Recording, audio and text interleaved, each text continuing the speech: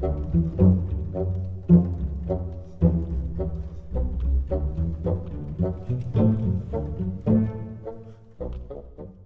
atvykę į Tiesiog Podcast'o 7 epizodą ir šiandien mes turėsime truputėlį kitokį formatą. Kadangi šitas podcastas, jo visas tikslas yra būtent turėti pokalbį su įdomiais žmonėmis ir bent žmonės, kurie yra man įdomus, supratau, kad anglakalbių žmonių turiu irgi labai daug savo rate, kurie yra unikalūs ir būtent labai įdomus žmonės. Ir aš galvojau, kad reikia pamėginti padaryti podcastą anglų kalba.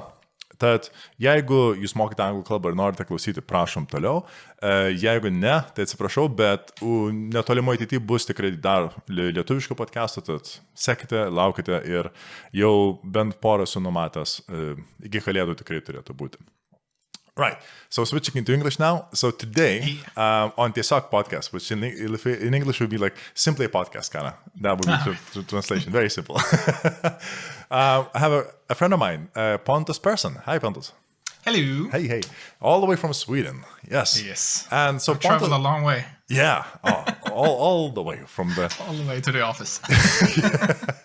From the ancient museum of Swedish folklore and whatever you are. That looks absolutely epic. Plus also, I love just the juxtaposition, like 21st century like equipment, like massive screens and then just like retro books and oil painting, just beautiful. Yeah, so far I did get a retro mic, but there's no retro monitors, you know?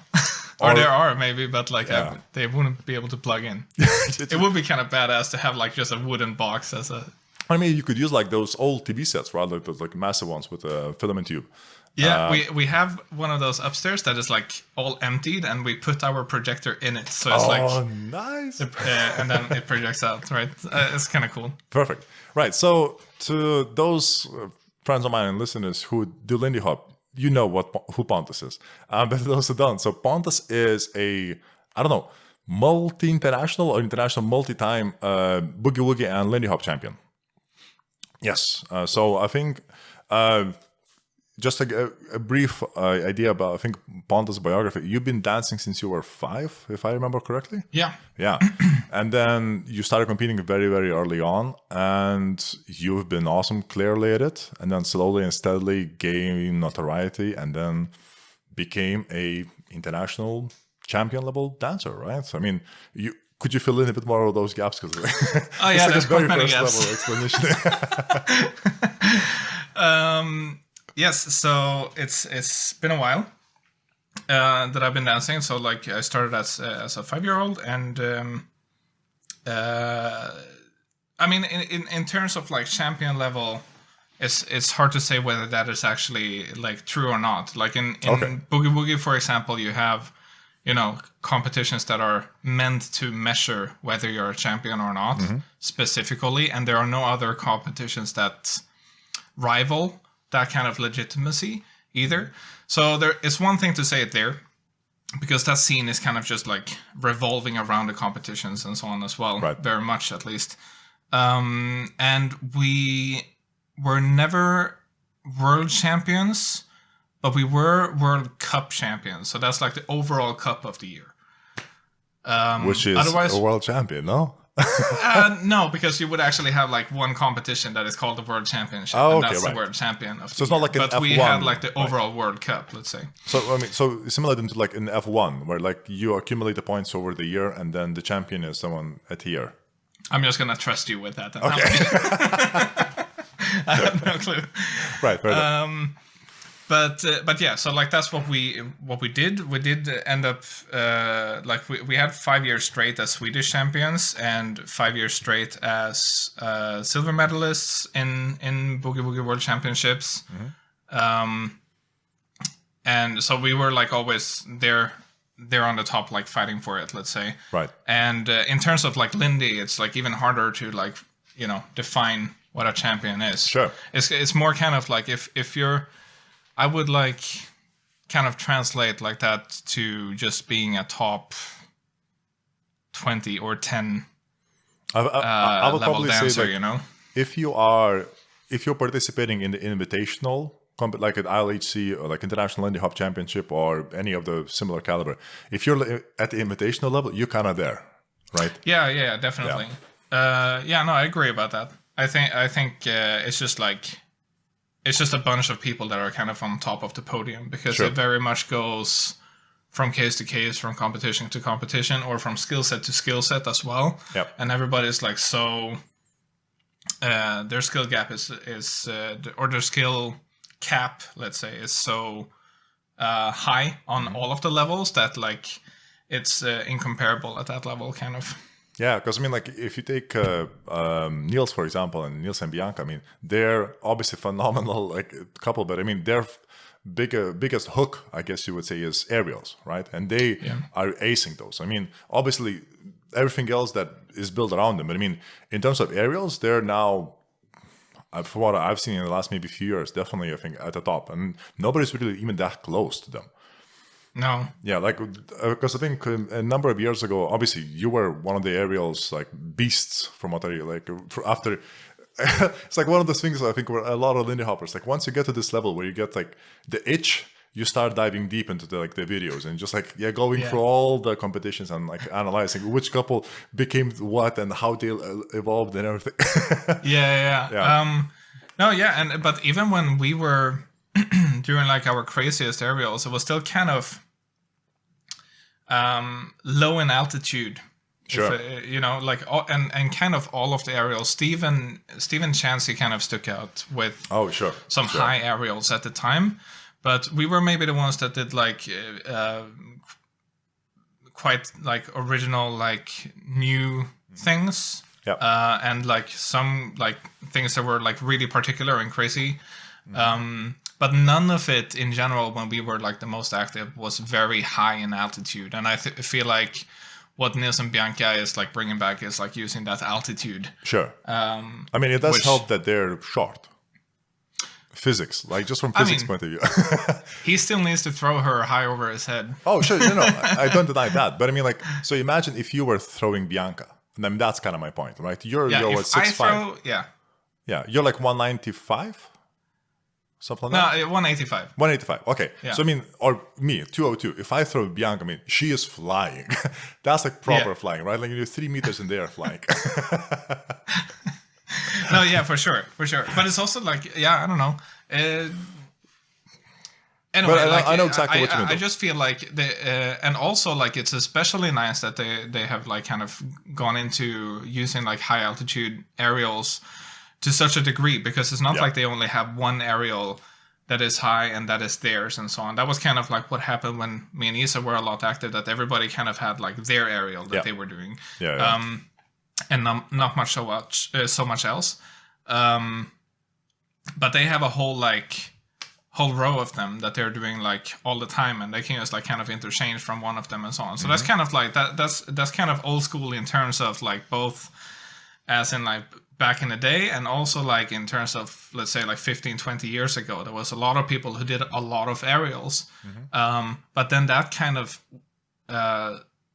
snuck into like a lot of people doing aerials with like lower quality. Right, sure. Because it kind of ran into just like doing aerials, because all the best ones are doing a lot of aerials, and now we got to do it as well. And then it turns out that like those people might not be as good at it, and so it became like a fad, right? Yeah, exactly. And then it was like the counter to that was like, okay, you know what? Like it's not about the aerials, it's about the dancing. So now the top couples instead stopped doing aerials completely, as to make a point that that's not important. And then aerials started coming back a little bit before me and Isa started competing. And then it kind of like went down again, actually, as we actually started competing. And then I think that's why it was a very low altitude in general when we were active. So did it also help you to stand out a bit more, since I think so. Yeah, definitely. Okay. If we would have like if there would be more couples that experimented like that as we did, or as Stephen Chansey did, then it would have been a completely different ballgame, I think. And that's definitely the case now with Niels and Bianca as well. Thankfully, they do actually, because they wouldn't need to use all of those aerials to get where they are. But they have chosen to do it instead, and they also did it with the same like quality that they do other stuff as well. So like that's a really good, efficient way of doing it that I support fully. Absolutely. I mean, because, you know, it's not just like, okay, let's do some aerials. Yeah. I think, I mean, this is obviously me talking as an observer and a fan, if anything. Yeah. Yeah, I think if you look at Niels and Bianca, like their aerials do not stand out, if that makes sense. Because for other couples, you see like who, let's say, are focusing, for that year, they're focusing on just getting those aerials right, getting the prep right. But you could see the prep, you can see the aerial coming. Like you can read it maybe 2-3 moves beforehand because you have those common preps. And so you really feel it. So there's dancing. There's a drop in quality of dance because the prep is coming. So then you have the prep, which is also very low quality because they're now in the heads of doing the aerial. Then the aerial, which shoots out of the quality, is like, oh, fantastic. And then low again because they need to kind of join back to dancing, and then they dance again. And you really feel that drop in quality. But like, if you, at least when I watch Niels and Bianca, none of that. Like I do not, I mean, after watching the videos, I can identify the preps, but they're so organic, so beautifully intertwined with their great solo jazz and just great expression and character and everything else. It just blends in, and then it really takes you by surprise because you never have that. Oh, here it comes! It's like happens, and then boom! Like here's an aerial. And I think that's especially what makes it like bring back that that quality that you see in the old clips. That's basically it, because those aerials they very often come from nowhere. Absolutely. And that's a feeling when you watch them as well, for sure.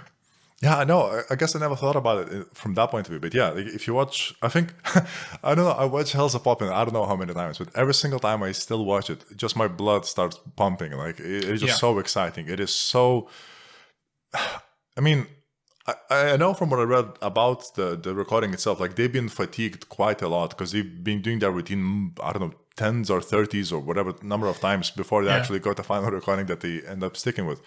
But even if you take that into account, so this is already them tired and everything like that, and they're still, that's what makes it. Yeah. So like it's you know, and there must be, that material must be somewhere, you know? Yeah. That shouldn't, in Hollywood, some more. Yeah, for sure. It's there somewhere. That prime first go or something like that they had, you know. Frankie literally says that like all I see is a bunch of like tired kids. Yeah, I think is what he writes in the book. It's yeah, it's crazy. But you can actually, so like once you put his point of view on, kind of, if you put his glasses on and watch it from like, you know, a dancer in his prime who's like leading, a leading example, and then actually watch it, you can see that, oh yeah, you know, I can see what he means. Like it hasn't lowered the quality of the clip overall for me, but I can like totally see like where people are like kind of taking shortcuts and like, you know, like try like kind of like compensating just a little bit, as one would. Sure, I mean after doing it before, like I said, because I can't remember the number, but it's definitely high. Yeah, like most of the day, if I remember correctly, was just kind of grinding through that until the cinema people liked it. I think I'll add the link to under the video, like to the Hell's a Poppin' video if you haven't seen it. Because that is just amazing. I remember. Sorry. Yeah, no, please. I remember like actually like that. Reading that part in Frankie's book, like changing my point of view a lot on like the old clips. Because it used to be like, now it's like quite easy to like find clips and so on online, right? Sure. And that didn't used to be the case. Even when like things started to show up online, you had to have like a skill set to actually find them. And if you like knew like what websites had some of those clips and so on, like, you know, you would be like the guy. Right. And download all of them so that because, you know, back then when like YouTube didn't exist and so on, like websites would just come and go. Sure. So like you download like all of the media from them as soon as you could. So like I remember I would just have like these, everything downloaded on my computers as soon as everything was available. But before that, you know, like you had to like actually find your DVDs, and before that the VHSs and whatever, you know. But I remember like in like the earlier days of like finding clips on the internet and so on, where you could actually like end up with more than 2 clips. You could end up with a bunch of clips and like try to see some some pattern between them and so on. Yep. And a lot of the conversations about the old clips was like, oh yeah, they didn't really care about like being like super refined dancers and so on. Like it was a little bit, didn't matter if it was a little bit gritty and dirty and so on. And you can see a lot of that in the House of Poppin' as well. Like it's not like every split that they do at the end, for example, isn't perfect and so on. But then when I like read that line from Frankie's book, it's kind of like just put it in perspective that, oh wait, like okay, so maybe all of those like small dirty you know, things is just like results of exactly what he's saying, that they're tired and just like not in their best state. Sure. At that time. And I mean, you know, all of those clips that we see are Hollywood productions, so pretty much. So yeah, except from Spirit Moves, I think. Is Spirit Moves a I actually don't even know, so I'm like talking out of my ass right now. But I was thinking like, how is that one called? Where like this world dancing competition, basically. World Fair. Yeah, World Fair. Yeah. Oh no! You're talking about Harvest Moonball. Yes, the Harvest Moon. I think that's not Hollywood, so that's much more, and that is just explosive in its energy. Oh my god! That is, I mean, unfortunately, it's fantastic that actually videos of that still exist. I mean, the quality is poor compared to these days, but I mean. But you can still, I think, for me, it's like you watch that, and it's like, it is just explosive in its energy. Like, I cannot get not pumped up by watching it. It's just like, oh my god, yes.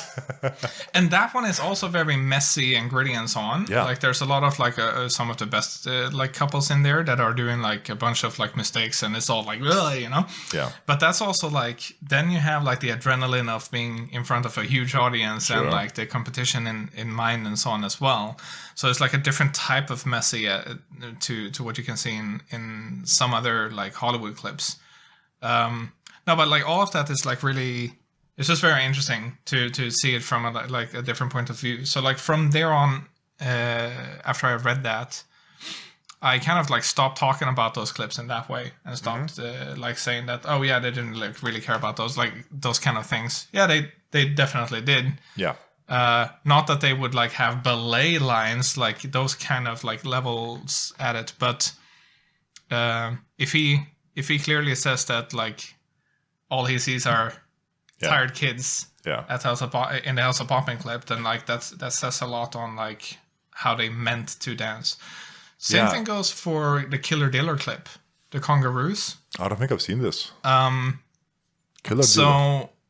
Because in his book he writes about it as in the band playing too fast. Okay. Yeah, so it's this super super super fast clip. And it's just two couples on stage, starting off with like some solo jazz and then ending with a Lindy number. Very cool clip. And there's been a couple of people in our days who have tried to recreate the number. And the whole thing is just like, because it's so fucking fast, you know, like so like nobody can do it, and that's the challenge. It's like, this is so fast, we got to try to do it. But in fact, he writes about that the band was playing way too fast. And they still nailed it? Yeah, they did, but not the other couple. Oh, okay. I forget the names now because I wasn't prepared to bring it up, but you can definitely see the second couple struggle. Right. Yeah. This kind of reminds me. That's quite funny. Do you know Giant Steps by John Coltrane? It's a fantastic jazz song, and it's like... It's used basically, I think, in quite a lot of musical schools as a test for your ability to improvise. Because musically what it does is it changes chords for every fifth. So it's like the furthest you can change in the fifth interval wheel kind of thing. So when it comes to improvising, it's just like every chord you have to, like if you're on a piano, you really have to jump, or like it's just technically very fast, like complicated song basically for you to do. And if you listen to the recording, like the original John Coltrane's one, so he's on sax, and I mean he's just beasting through the thing. Whole thing. So you have the main theme, and you have like this massive like improvised solo. Then you have theme again. Then you have the piano, and you can see the piano is struggling. I mean, he fills it in. It sounds good, but like, because then after the piano, Coltrane on sax comes back again, and you just hear the difference in the technique and just the playability and just the likeness of it. It's like, Okay. Shit. Yeah, that piano guy, and I think I read it like somewhere. It's like, yeah, that piano guy wasn't ready. Like, I mean, in a sense that, so he still pulled it off, and kudos to him and everything. Like, I'm not dissing the guy, but I mean, he was not expecting that level of craziness. I think musically, and when it came to recording, so it was like, yeah, probably blown away a little bit by Coltrane as well. I can imagine. Even being a band member, it's like, holy shit, he's just going to town on that saxophone. Yeah, I mean, to me, I really wanted to learn the bass line for it, because the bass is always, just a constant walking bass for the whole thing, and just like, I kind of gave up. I'm way too early in my life of a bass player just to even try to remotely do it. It's just, it's amazing. I mean, it's a fantastic track, but that kind of what it reminded me of. I just kind of one couple nailing it, the other just like trying to keep up as much as they can. Yeah, they're struggling, man. Yeah, really. Yeah. Fair enough. I mean, it does make me wonder, like, if, especially Hell's Pop, and like what you said, it did make me rethink the whole video. If this is now considered like super fatigued people, then how good were they actually live? Yeah, that's, like it makes you really think about how the Savoy was at its peak, when they were really throwing down and they didn't really care about any sort of like, they didn't have to care about the fact that they were like in a movie, or like they didn't have to, they could even like forget about segregation and like everything else that like were, bugging their daily life. Yeah. It really puts it in perspective. I think that's probably one of the biggest losses in terms of like Savoy is probably just like that there is no recording of the Shorty versus Frankie battle. All right. So like kind of like his Frankie's breakthrough. That was when he did the first aerial. Yeah. Was considered the first aerial and so on. So like for those of you who don't know, it's like one of the many things that Frankie is known for is the fact that he like kind of invented aerials. Yes. Apart from like also very much the look of how we like see Lindy Hop'o nowadays, because like that kind of lean forward style and so on was all him. Yeah. So like Shorty George and Big B were like the stars in like Whitest Lindy Hoppers and so on, and basically Frankie came up, challenging them a bit. So they ended up having a dance off with like Frankie's team, and Shorty had his team, and Shorty's gang, they all did exactly the same stuff that they had always done, because they had kind of like performed so much that they kind of lost the skill of social dancing. Mm-hmm. And like apparently from like the descriptions of Frankie himself in the book, it's just like, apparently his team was just throwing it down completely. Not only that, they had that Chick Webb was playing. Oh, perfect. I believe, and Chick Webb was apparently like a little bit biased towards Frankie, so he added some certain effects on all of the stuff that he would do. Definitely helps out.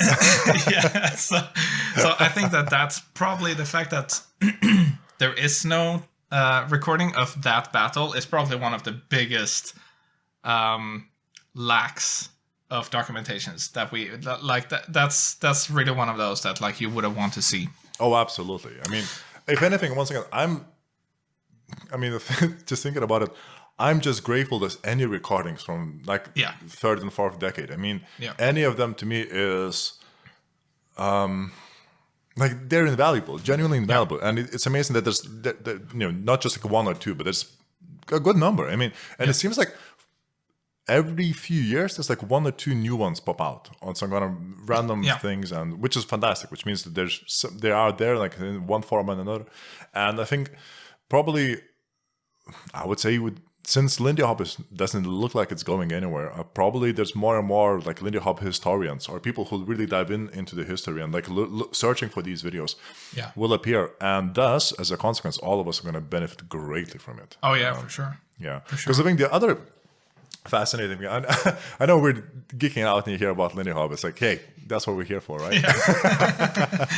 Yeah. I think another thing is a lot of people, I don't know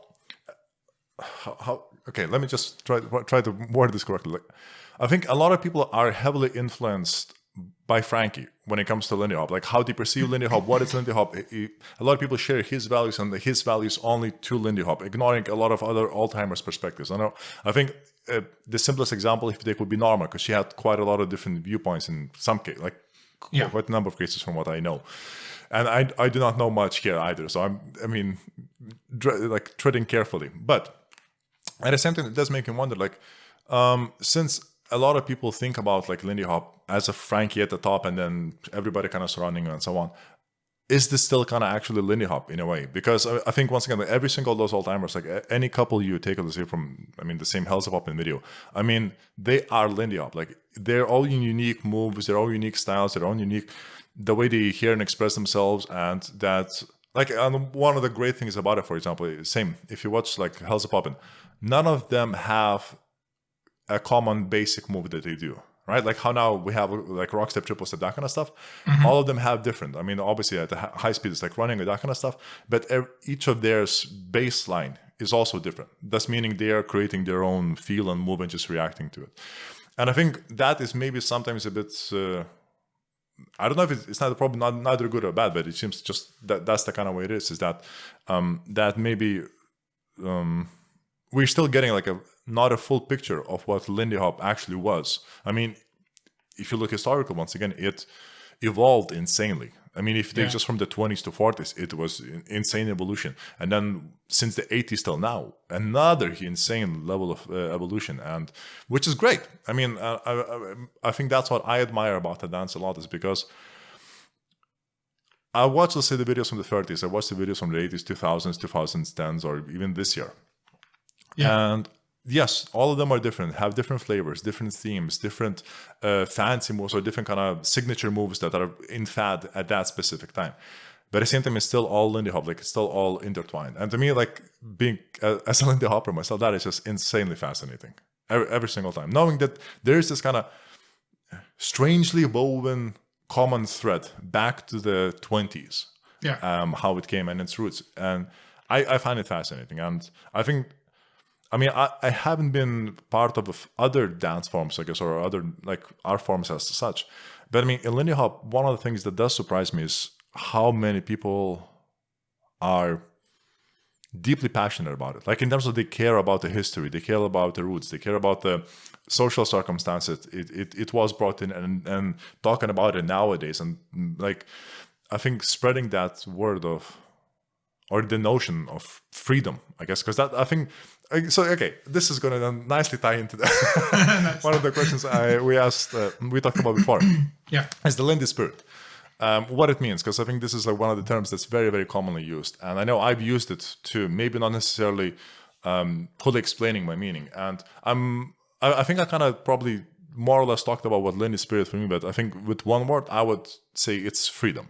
That's what Lindy spirit to me. And I think then the dance itself and the music, the jazz, that's what it really emphasizes, that's what it really promotes, and it symbolizes, once again, due to historical connotations and circumstances, but also these days as well. So I wonder, how do you, do you use Lindy spirit as a kind of that term, or if you do, then what does it mean to you? I use it sometimes, I guess. I think you have a really good point with freedom, and I think that ties very well in with what type of country we're talking about at that time, especially like pre-war states. It's very much like, a golden just like soup of culture. Yeah, but you also have prohibition in New York as well. Let's not forget that. Yeah, you do. Yeah, it's not just heaven for sure, but it's. But I know what you mean. Yeah. Like culturally, it was as unique mix, I guess, historically as it could have been. Yeah, definitely. And it's just like one of those, it's very cool to see like this culture is kind of flower. And it stays around for a long time too. Like that's something that I always find very interesting. Like, like if you want to talk about like what's really the baseline for like the whole like jazz swing era and so on, like you can like dig into like rhythm and blues, like, and you will like it will never end basically, because like you can go like so far back, pretty much. And a lot of people do. Yeah, a lot of people do, and so on. Yeah. But it's just like that. Then it becomes like maybe a little bit too complicated for this conversation. But if we go from like 1910s and forward, it's very easy for somebody who's even not interested in the topic to see a very clear connection all the way in towards like the end of the 50s. Yeah, absolutely. In terms of music, in terms of culture, in terms of just like common interests of people, just like the like the technological achievements and so on, like how radio, TV starts making its way into ordinary life, and dancing that is like always the way to party. There was a like a really fun. This was a couple of years ago that I don't remember who it was, but it was somebody, some international Lindy Hop'o teacher that was posting something on Facebook, or maybe reposting something on Facebook, which was like, if you would have to explain your line of work without using the actual word for it, like if you had to explain it in any other way by just using a paragraph or something, how would you explain it? And I explained it by saying that like I'm traveling the world teaching people how Americans partied in a specific age. Yeah. And when you look at it like that, because that's right. basically what they did. Like they would go out to like either meet someone, have some drinks, or dance. Some people were really into dancing, and those are the people that we are interested in now, because we are dancers. But not all of them went out just to dance, or like just to find that joy. So a lot of people danced only because that was their way of meeting somebody of the other sex, Yeah, absolutely. So like it's definitely like, you shouldn't assume that the entire world was like wrapped up in dancing like passionately. No, it was like super common to dance. Some people were super into it, of course, just like nowadays. It's just that like everybody was familiar with dancing and weren't scared of it, as like the these rest days. of the world was. Oh yeah, even these days it's like way better than it was 20 years ago. I mean, or in the 90s, for example, when it was like, that was a pretty rough time for like being a dancer that's amongst people that weren't, let's say. To me, a very good comparison comes to mind is nowadays clubbing and Lindy Hop social, because that's what kind of it really was. Like it was, I mean, there were different types of clubs as well. But I mean, this is where like the first club of the night, like where you go like to survive, right? Exactly. And same as now. And it this just came to my mind. This story.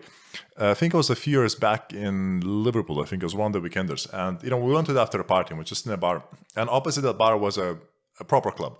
And I remember we walked out just to get some fresh air outside, and I'm just standing there, and so like on one side of the street, there's these Lindy Hoppers, all retro, clothes, and just like looking fancy and simple, and just like either having a cigarette or water or beer, just kind of chatting. And on the other side of the road there's a club, and just people vomiting, puking at each other, just like shouting. Somebody's crying. There's like a taxi running over somebody, and to me, just like there's two worlds, just beautiful contrast. Like, I'd rather choose this side. Yeah, like that just looked barbaric almost. Somehow. Like in the societal way, just like no, this is it. It just felt higher quality. I guess that's kind of the underlying thing.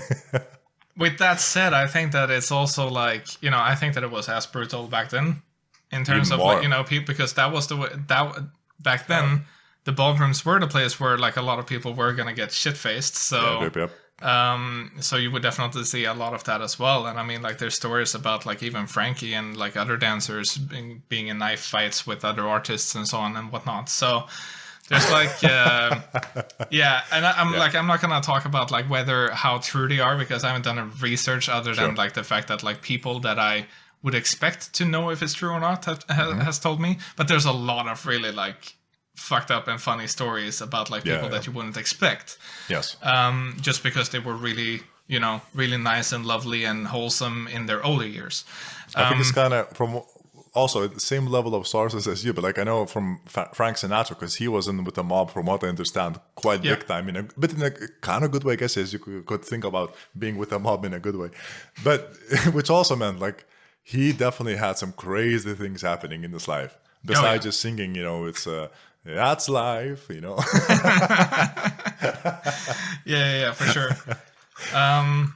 Yeah, and to somehow like get back to the point, like what the Lindy spirit is. Yeah. I think that the term probably has come from. I mean, I can't say for sure, of course, but like I feel like the term comes from the revival, and how beautiful and kind of mesmerizing and otherworldly Lindy Hop camps became for people who came from like the regular world and then went into like a Lindy Hop festival or dance camps where everything was just super fun, and it's just very otherworldly to go into those camps, because you kind of only get the good things from it. You get that like just super, like everybody is digging into like something that is very like passionate and special and a little bit dreamy. Like the old school jazz is quite dreamy for a lot of people. Sure. Yeah, I get that. It has always been the kind of music that goes into like the rom-coms and stuff like that for a reason. So I think that's kind of where that term comes from. I can't even remember when I have used the phrase itself. Okay. Myself, but I for sure have used it, and when I use it, I would probably, like instinctively right now, I would say that I probably refer to that just kind of atmosphere that you would have in like a very positive camp, like almost a spiritual experience you feel. Yeah, a little bit, and it's, I wouldn't be the first one to compare it to a cult. Cultist behavior, because it very much is, and I have a colleague of mine, I'd say, that very often makes that reference, and he even like brought up, and I don't know it by heart now, but he always brings up like the actual definition of what a cultist behavior is, and it's like spot on exactly what is happening on every single indie camp. But it's, whatever, Like, the only thing missing we're not harming anyone. Yeah, I mean, the only thing missing is being tax deductible, right? That's the only thing. Honestly, honest to God, like, let's just make it a church instead at this point in that case. Yeah, and we're good. I think probably legally it would be even easier now after Norma died. Yeah. Because she's like the last all-timer, right? So she's like the last idol. Now all the idols are in a Wooten. I mean, specifically like idol state. It depends on what you mean with old timer. We still have like plenty of people that were younger than her that were still like a part of like the Savoy Ballroom and so on. But that's right. I guess the way she's I the last think about like she's the last. She's not even the last whitey's Lindy Hop'o, is she? Oh yeah, there's some sugar in there as well. But yes. What I was going to say is she's the last one from House of Poppin'. Yeah. Because when I thought about it, I'm not sure why, or I guess who I classify as an all-timer specifically. Yeah. But I guess I've seen this tag being put on her quite a number of times. I think that's why you probably just regurgitated. Yeah, definitely. And I mean, there hasn't been any discussion about what the definition should be or what it is, but it definitely, I mean, it's just like whoever was there when it was actually happening is an old-timer, and that's right. As we move on in time, obviously we're going to lose some people with time as well. And so we can't refer to the 30s anymore. But now instead we have a lot of, or some that are still alive. And the time that they were very active is more like late 40s or 50s. Yes. I mean, to me, it's still, I don't know what kind of causation thing were happening, but the vast majority of the people from House of Poppin' in this video, they've lived till their 90s. Might be true, yeah. Yeah, like, I mean, they all were given also, I mean, take into account, they were brought up in not the best social circumstances, or I assume food-related circumstances, and all these kind of things. They've survived the Second World War for sure. Yeah. And then lived to another 50 years. And that somehow, to me, is probably once again, just correlation does not mean causation, definitely here, but it's a very peculiar coincidence, I would say so.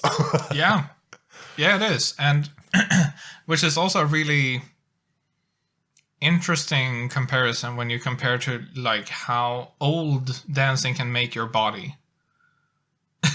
if somebody is like a professional dancer and you see like, especially, like the typical case is like watching like ballet dancers or modern jazz dancers and how they can like just completely kind of ruin their body and have a 60-year-old body when they're 30. Yeah. Kind of like I feel. No, but like very much so, like having the same kind of hip problems, knee problems, and so on.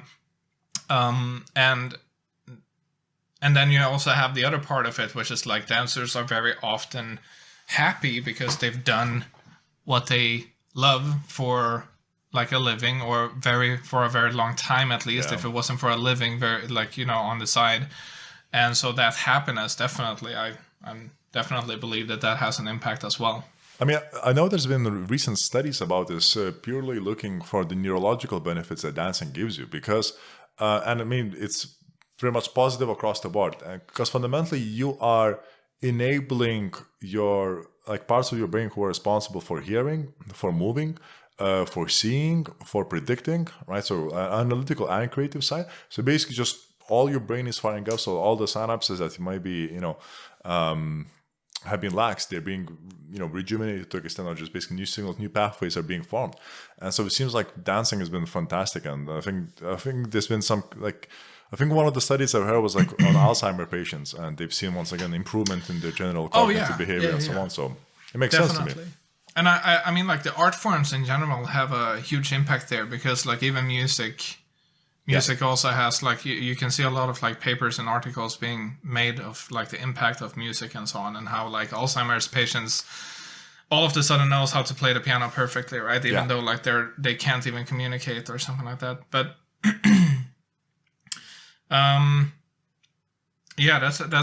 it's interesting that like art forms can have such a big impact.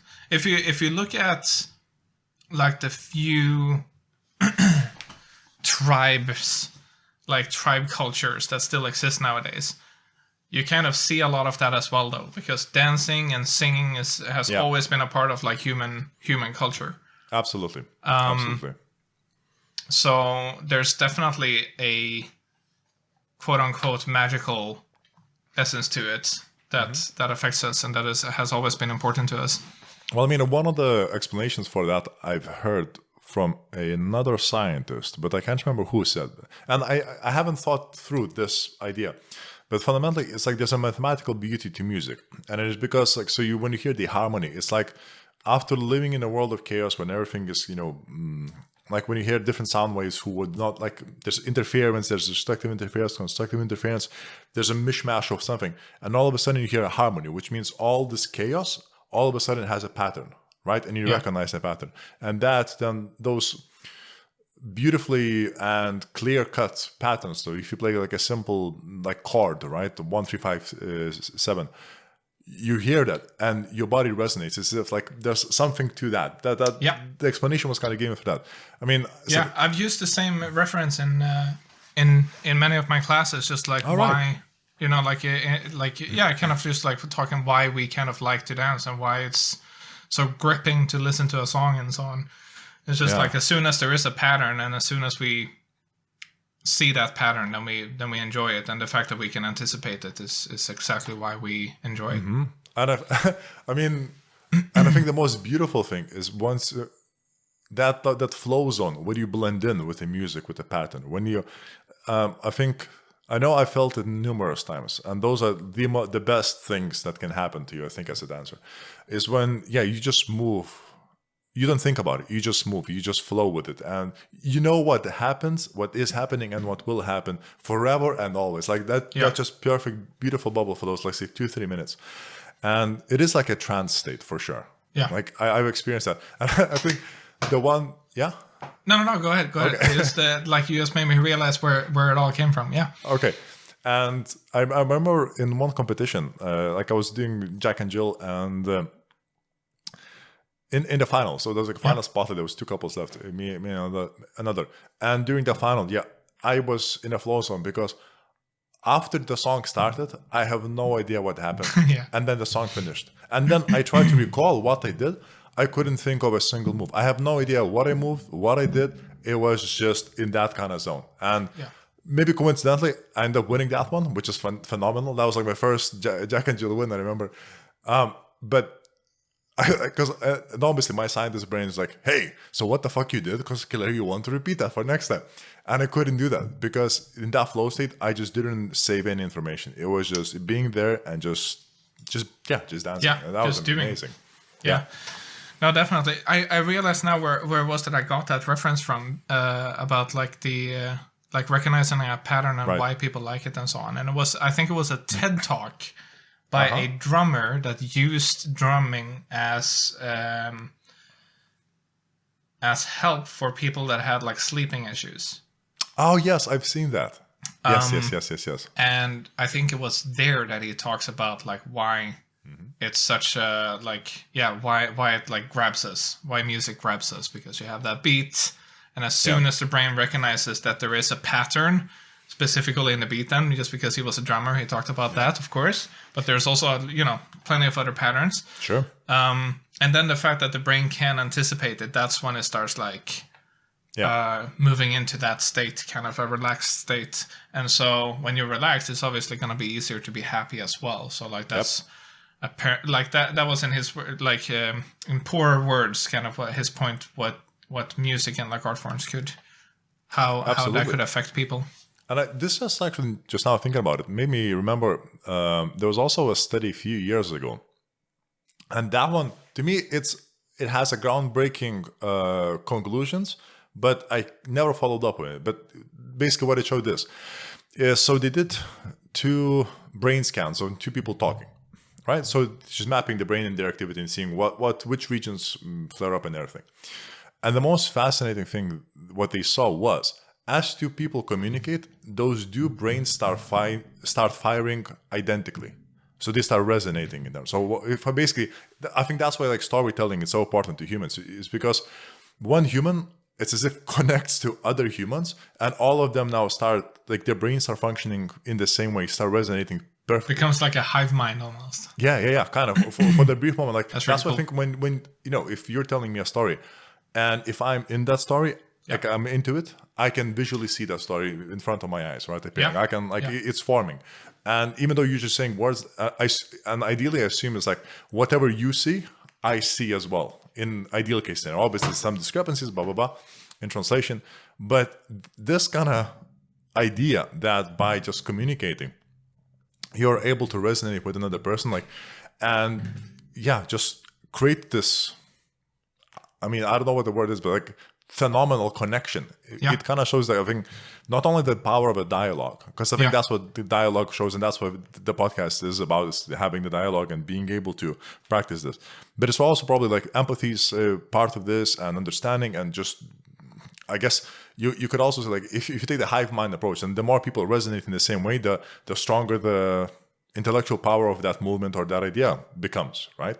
Yeah, because then you have more brain power kind of behind it, and there's so many different outcomes can be played really out of this. Yeah, and it like going back to like tribal cultures as well, because like storytelling is a huge part there as well. Aborigines, for example, like a lot of the cool stuff. Like I've only seen a limited amount, but like there are a bunch of like cool documentaries about that and so on, and just how big like storytelling is, and that they actually like they preserve a lot of history through their like storytelling. So like you have like stories from like thousands of years ago that are actually true, and they can actually trace that. Then scientists have actually been able to like connect that to like real happenings at the accurate time. So like what's really interesting about those stories is that they haven't warped through, because like if you compare it to like people arguing whether like the stories from the Bible are actually true or not, and if they've just warped into something and so on. So like that warp hasn't happened that much, at least to that degree, with the Aborigines, but they've actually like kind of stayed consistent in the way that they like keep telling the next generation about the story. But where I was gonna go with that is like if you have like the storytelling in front of like a campfire, and you have the storyteller and you have the people who are listening, and then exactly what you were talking about, we create this like kind of hive mind. Everybody's like actually oh my god, like all the brains are reacting in the same way. Which is really interesting because then you can like immediately compare that to like a dance night, right? You have the band that is like the storytellers. They play the music, everybody sings up with it, and because we're listening to the same thing, we're now starting to like activate our brains in exactly the same way, and then we vent all of that through dancing. We express that. That's a really cool comparison.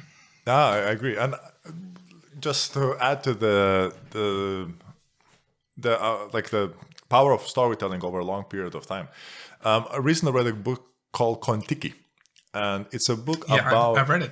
You read it as well? Awesome. And to me, I mean, the story itself is fascinating. Jesus. But the premise behind the story, what I find equally as fascinating, and it's basically the guy saying, he was speaking to, I think, one of the chiefs of one of the Polynesian islands, and he was telling about the old sun god Tiki, right?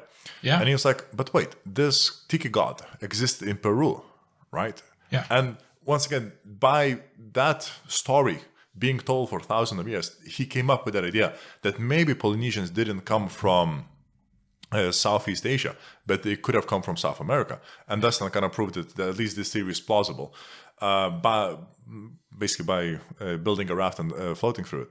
And but exactly, the whole premise came from that those stories were told for thousands of years. Yeah.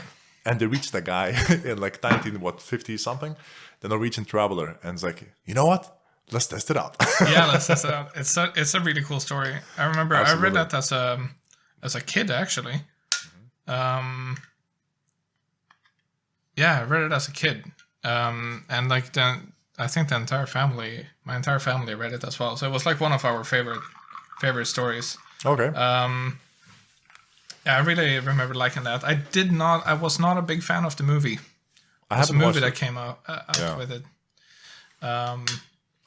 Gustav Skarsgård was in it, which is like the actor that plays Floki in Vikings. He was also in it. I wasn't a huge fan of that movie, even though like it had its moments, but like it didn't capture, like with many things. Like I'm just one of those people that keeps saying that they didn't capture the book, but it didn't. Sure. No, I get that. Yeah, so like I can definitely, and it's a light read too. I think it's not like a super heavy read. So I definitely think that it would be worth for people to pick up. Absolutely, like it's definitely a fascinating story, and I think to me another interesting point about the whole thing is the crew, how it assembled. Yeah, it's just like was it like what a Norwegian, a Swede, a German, and a fourth one I forget now from where Austria I want to say, but I can't remember now. Oh yeah, there were 6 of them. Yeah, I know, but I mean, so they were just kind of like, hey, war buddy, would you like to make a raft from maybe you think that works and float across the Pacific Ocean without anything? Sign me up. Yeah. And that was just it. Yeah, it's like, yes, I'm coming, flying from Norway now. What the fuck? Yeah, that's so nuts. Yeah, I was like, but I guess you needed those kind of people, like that crew of 6 people like that, who are able to navigate this. Because I mean, like those the parts of the story where they lost the radio communication, it's like, oh crap, like you are literally in the middle of nowhere, like you have nothing, there's no even trade routes there, and the only lifeline, the communication lifeline you had, gone. Yeah, good luck. That's we're gonna try this experiment. If we fail, you're never gonna know. Yeah, exactly. You're never gonna ever see us again. And like we might arrive to this island because they were going to an island, right? Yeah, they were going to an island, and then they need to go back. Don't they need to go back as well? They need to get out of there somehow. How do they get out of there? No, I mean they were rescued. I read it now.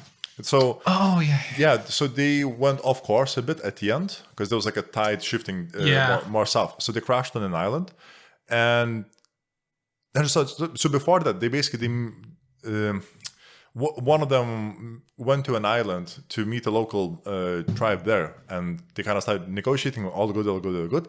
But the raft couldn't go inside the island because there was like a coral wall. They would just break. So then the stream took them away from the island. I can't remember, like 10 kilometers or something like that. And so then they realized, they're gonna crash. So they crashed. And then I think a few days later, the people they met before from that island, they came with the canoes and they rescued them. And so then they made to the capital of the Polynesian islands. I forget how it's called. And then they got back, and then they showed the evidence that that could be done. Yeah. And I think the whole point is that I think the whole point is like you couldn't do a backward trip because that stream only goes one way. From Peru or Chile all the way to the Polynesian islands. Yeah, so that's why he thought at least from South America to the Polynesian, you should be able to get, but backwards, no chance. Yeah. It's so cool, man. Yeah, so like a fascinating book, and just so many.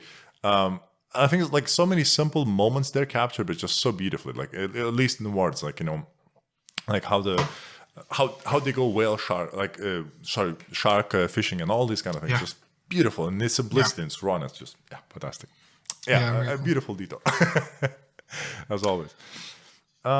So coming back to, I guess, a bit more Lindy Hop, if you didn't have enough yet over the however long we're talking about it, is, I guess, moving away from the Lindy Hop itself, but I guess just competitions. And so, I mean, you've competed, over 2 decades now, right? Almost 3 decades. Yeah, I guess so. Yeah, something like I have to admit it. Yeah. And I mean, at some point you transitioned from being a competitor to a judge. Yeah, you could say that. Yeah. Like, I mean, I assume you get invited to be the judge by on the weekend or camps or that kind of stuff. And I'm curious about this transition, because I assume you before then you purely focused on competing. And I mean, we both know that in Lindy Hop in general, judging is a lot subjective, right? It will depend on the night, the person's mood, and so many factors that are outside the actual dancing in your performance. Anyways, so I wonder how then you made this transition. And I guess then we can also move a bit about the thematic judging. So, okay, I grew up competing. So basically when I started dancing in competitive, like, sport dance club. So, like, clubs. So the entire point of practicing and so on was about preparing for a competition, going to the competition, doing as best as you can, etc., etc. And there would be, like, competitions happening pretty much every weekend. So, like, during my entire youth, I would, like, most weekends in terms of, like, during the school terms at least, maybe not during the summer, but, like, during the school terms, pretty much every Saturday there would be a competition, sometimes Sundays as well. So I would travel all over Sweden, like, just by car, being driven by my parents. Wow. God bless them. Are you the only child, or do you have brothers and sisters? No. So, like, I'm the youngest of 5. You didn't? Okay, so your parents like, okay, we're gonna invest ourselves in this guy. Fuck the other 4. We're gonna get the runt of the litter, and we're just gonna do everything for him. No, so, like, the entire reason why I started dancing is actually, like, a domino effect from the fact that my brother is the oldest, and we have 3 sisters, and then it's me. My brother grew an interest in dancing. He chose dancing over javelin throwing, which was actually something that because he tried out both of them. He liked both of them. The practice hours ended up being on the same day of the week, and so he had to make a choice, and he chose dancing. Right. And he was really good at javelin as well, apparently. Like, the story might have gotten exaggerated over the years, but the story is pretty much that he was, like, a profound chosen one in javelin. Okay, so javelin chose him, right? They picked him from the school, and he won everything immediately. He just threw spears.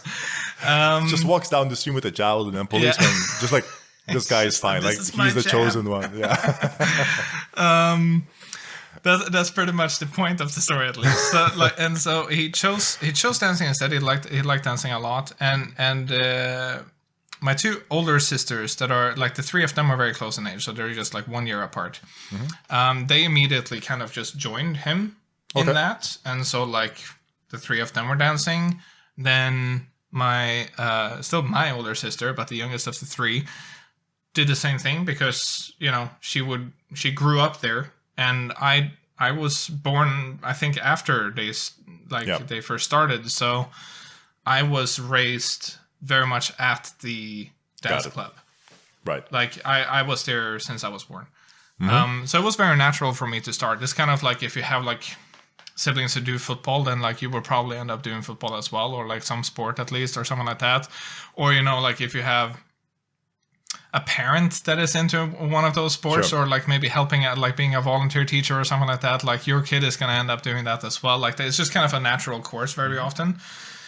So it wasn't at all like forced on me. It's just like it was very natural and easy to like and easy to do. So like I ended up doing it, and then as I did it, I liked it a lot. Yeah. And I wanted to start earlier, I think, as well. Okay. So I do remember. Can't swear because I was very young, but I do remember like the whole situation of like, oh, I want to start. Oh no, you're not allowed yet, or something like that. You know. Yeah. And then I started. I started when I was 5, and my partner was 4. When she started. So like, and we both had basically the same situation. She had older siblings that were dancing already as well, and so on. Started dancing. That was just like the Swedish boogie, which is a very very simple, kind of almost barbaric now. That's fun though. A very, very simple couples dance. So it is very much like the Swedish folk dance in terms of the fact that it's the dance of the people. Anybody can do it. Yeah. And then just kind of branching out from there, ending up with Lindy and Boogie after having seen the Rhythm Hotshots compete in the Swedish Championship, which was in our hometown. So I saw them dance, saw David Dalmo and Åsa, and saw Kenneth and Helena as well in that competition.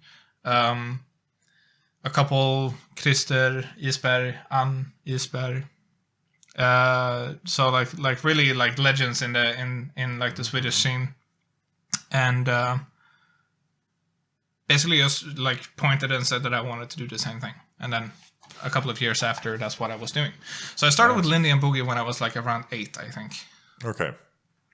Yeah, I'm pretty sure that was the age.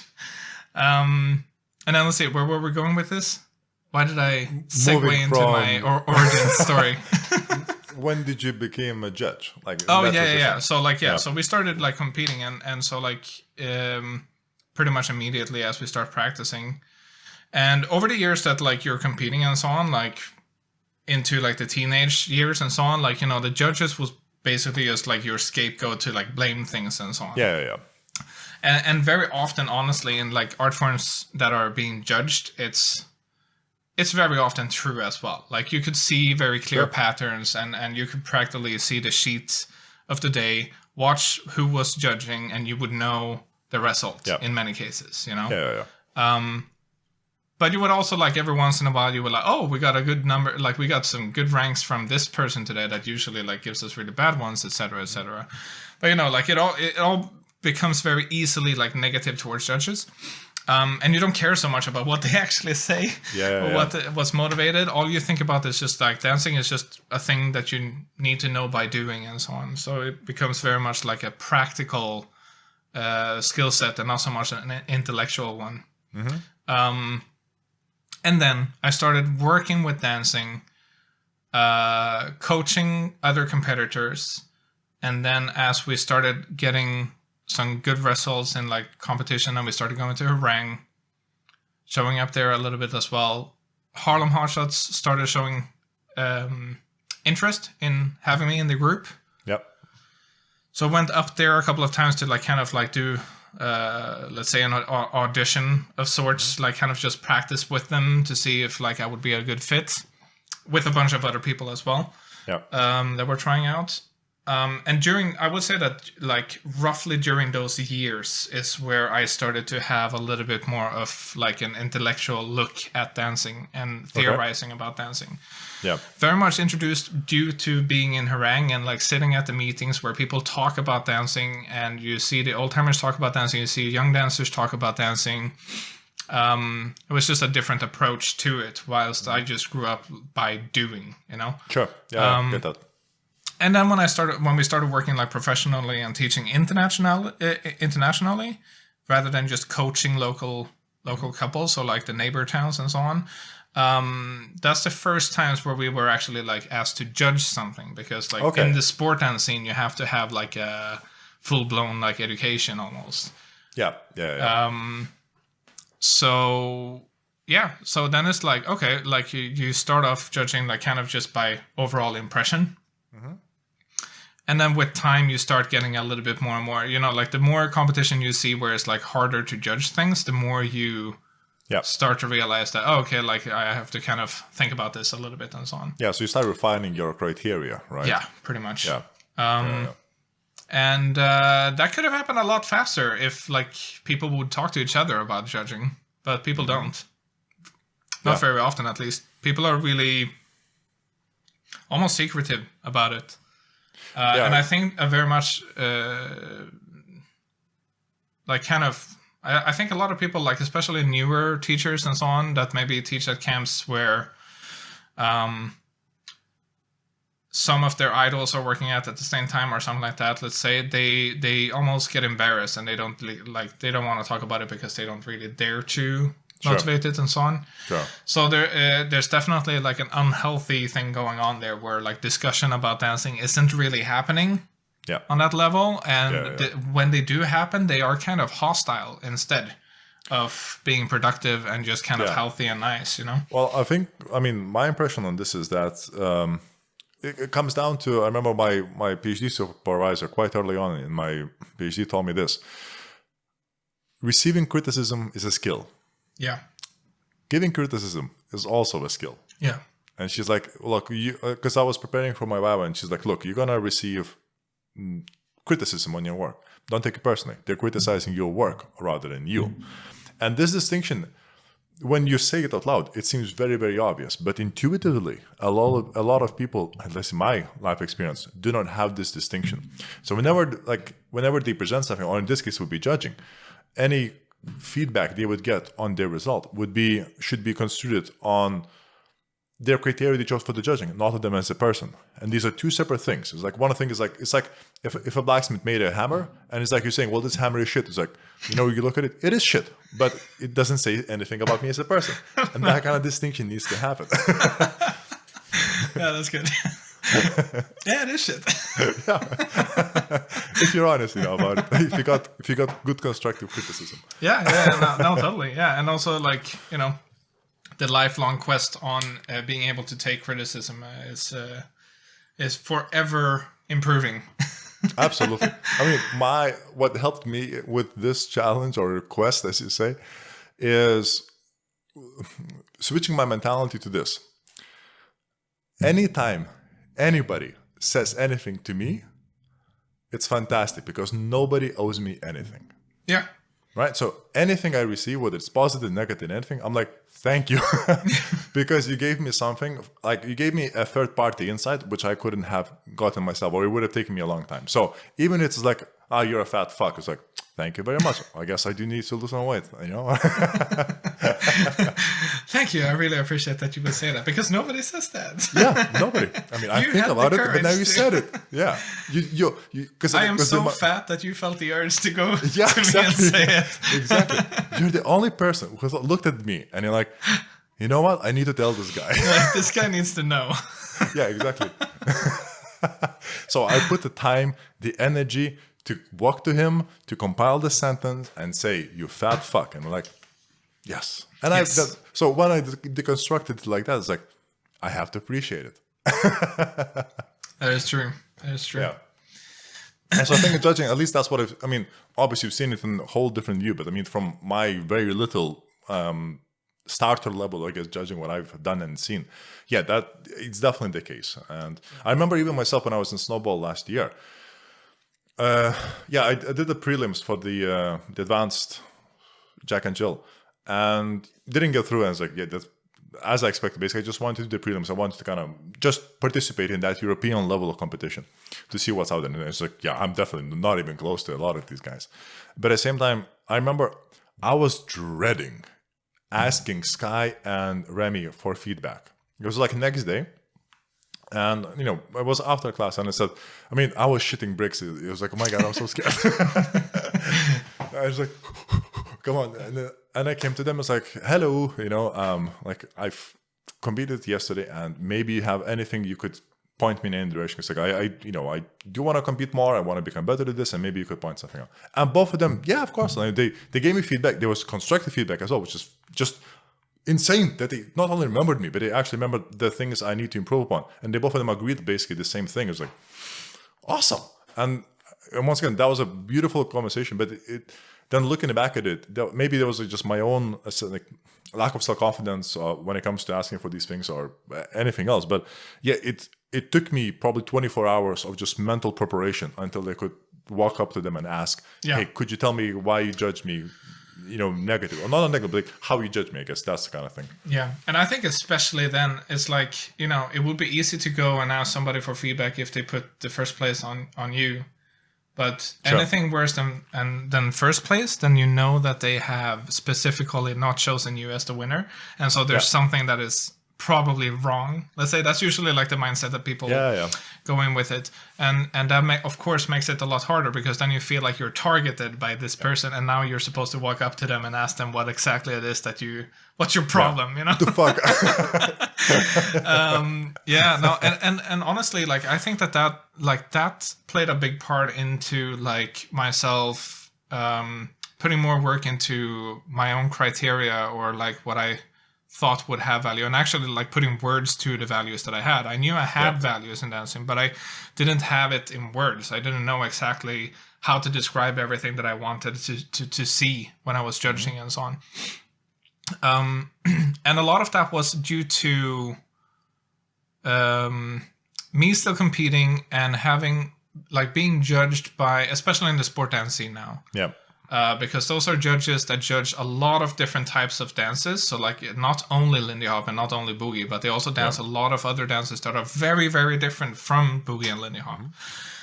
So it's not guaranteed that they know a whole lot about the dance as a culture. Like they don't know about it in detail, let's say. Sure. They know the regular, the rule book in the sport dance scene. And if you're lucky, that rule book has been written really, really well and explains a lot about the culture, but it isn't. Yeah. You miss out on a lot of things. And that's like, very easy to understand that you would miss out on a lot of things, even if it would have been written like today by somebody who's actually like really good at this stuff. Right. Sure. So I started like getting like these seeing the results from the judges and disagreeing a lot with them. Not only to me, but to others and so on as well. And then walking up to the judges, asking them and talking to them and so on, and then feeling like, yeah, but I don't agree. Like this, like I really felt like a lot of the things were wrong. In retrospect, it wasn't wrong. They didn't know better. Like they didn't know better than that, because they had the perspective of just like the competition dance and what the rule book had told them that the Lindy Hop is. Let's say. And so that's when I first started. Okay, so but they were really good at talking about dancing. And so within their box of like knowledge, they could talk perfectly and communicate perfectly about that dance. So I realized that I needed to like step up my game when it came to like how to communicate and what wording to use that was actually accurate. Yeah. Because a lot of the wording doesn't become accurate when you're talking about an art form, because words are absolutes. Very often, most often than not. And art form isn't. Yes. So you have to like kind of find words that are shady enough, but still like somewhat specific so that you understand what area you're talking about in the dance. Yeah, people have a vague idea. what exactly. That's pretty much it. But then like the combination of 4 vague ideas becomes a very clear idea in the end. So ideally, yeah. Yeah, ideally, exactly. And that's it. That's kind of was the goal. Okay, so like there is an explanation here somewhere. I just need to find it. And that has been the quest ever since. And so like nowadays... Fair enough. Nowadays when I judge, it's more like, I know what my values are. I do my best to try to take away my own bias and my own like favoritism, because definitely, everybody has their own taste and appreciations. Sure. I definitely prefer some styles over others as a spectator, but as a judge, I don't like that. I don't feel like that's fair. Yeah. That makes sense. To do. And like, I know for a fact that people disagree with me about this. Like some people think that they should go in with their subjective thinking kind of, but in my point of view, like if I'm hired as a judge, especially, I think that they've hired me for my expertise of dancing, not my opinion or my feelings about it. Yeah. Pretty much. Basically, they want you to be objective, or as objective as it is as you possible. As you can. Precisely. And the expertise and like the knowledge in dancing, your experience in dancing, that's what's valuable as a judge. Yeah. It's not the other way around. And being able to put it in words is just your way of being able to motivate whatever it is that you're judging. Because sometimes you judge on gut feeling, honestly. Yeah, when it's like, if it's really, really tight between two couples, if this will, of course, never happen. But like, people sometimes talk about like, should you dress up for a competition or not? And I say like, yeah, well, I mean, it can matter if you have two couples that dance exactly as well as each other, and one couple dresses better than the other. Yeah, the couple who dresses better will probably win. Yeah. And that's when like the small parts play in, but it's not as easy as that, because there's so many levers to kind of work with and so on, and like so you have to be able to like put it into words, especially when you have big, dangerous-looking dudes like yourself walking up to you and asking for feedback the day after, right? Do I look dangerous to you? You can be imposing. And then you start talking, so it's fine. Whoa. Let's take a detour here. Because in my mind, I'm like the most friendly-looking dude ever. You are. Like, I'm friendlier looking than you. That's my kind of in my mind. Clearly not. Yeah, I mean, like I have a rich and bitch face that makes most people turn on their heels. But and you definitely don't. No. I'm just talking about your big stature, basically. Okay. And the fact that you have a big beard. Okay, fair enough. I mean, that's pretty much it. Good. Yeah, I guess, I mean... Don't shave, though. Sorry? Don't shave, though. Oh, it's not coming. Like, it's already... like, this is my short beard now. Like, I trimmed it, like, this much. I thought before Christmas I need to look, reasonable. Like, move away from the hobo look that I was creeping into. But yeah, I remember I was... semi-dealing with this myself, like, when it comes just to personal image. Because I want to look approachable, but I also want to be selectively approachable. If that makes sense. Like, I don't want to be like everybody just come and waste my time. But I also don't want to be like pushing off. It's like, how do you find that balance? It's hard. Dude, like, seriously, I've been asking myself this as soon as I started, like, becoming somewhat known or recognizable in the Lindy Hop'o scene even. Because attention is fun. And I think that all dancers, hobby or not, likes attention. I don't think that you can be a dancer without liking attention to a certain degree. But that doesn't matter. That doesn't mean that you'd like all types of attention and all the time. Because, by the way, I'm like drawing this assumption from the fact that like dancing is the visual part of, the visual aspect of music, let's say. So like you're showing what you're hearing, and if you're showing something, you intend for people to see it, and if your intention is for people to see it, you probably appreciate the fact that they are. Yes. So that doesn't mean that everybody's like attention horse. Yeah. It's just that I think that the like 99% of dancers enjoy being watched. I mean, to a certain degree. Innate part of it, so you can't avoid it. Yeah. Even if it's just by your partner. Yes. So like your partner is watching you dance, you're dancing with your partner, you appreciate that attention that you're giving and that you're being given. And some people like it more like when it comes to like, audiences and stuff like that. And I lost my track of thought again. About looking friendly and then not imposing at the same time. Oh, yeah. This is a detour. But if you have that urge, like all dancers do and so on, I liked the attention that I was getting, definitely. And being a competitor, it's like you fight for attention for a long time. And I'm, since I was 5, I was a competitor. So I've been fighting for attention for a long time. Then I started getting it, and it was fun for a little while, a very short time though, and then it wasn't fun anymore. Now it sounds like I'm talking about like it as a freaking rock star or something, but like literally as tiny as that is compared to somebody who's like actually a celebrity and getting like crowded on the street and stuff, it's like tiring really quick. Okay, fascinating. And so it even got to the point where like I would like completely adjust my behavior, and it will spread to my normal life as well. Like if I go to the hairdresser, which I haven't done in like 3 years, my hair is like this long for those of you who don't know. You look good though. When I go to the hairdresser, I would never tell them that I was a dancer anymore, because I was so sick of getting that extra, because like for them that's really fun, because they get like they get all the boring people. Like they ask the same questions to all of their customers, and then most of the time they get a lot of the same answers. And then I understand that like my answer is different, right? So like then they will ask a bunch of other questions, but for me those follow-up questions has always been the same thing. Sure. So I get really sick of them, and then I started telling them that I'm just a computer engineer instead. That's fair enough. And so far, I haven't gotten a single barber or hairdresser that has wanted to ask me more about that. So like, very good. Yeah. So mission accomplished, I guess. It's kind of similar to like being tall. It's like all the how tall you are questions and that kind of stuff. So, I mean, have you ever thought about going into basketball? Yeah, exactly. Like, for fuck's sake. I mean, I think for a couple of years, being Lithuanian as well.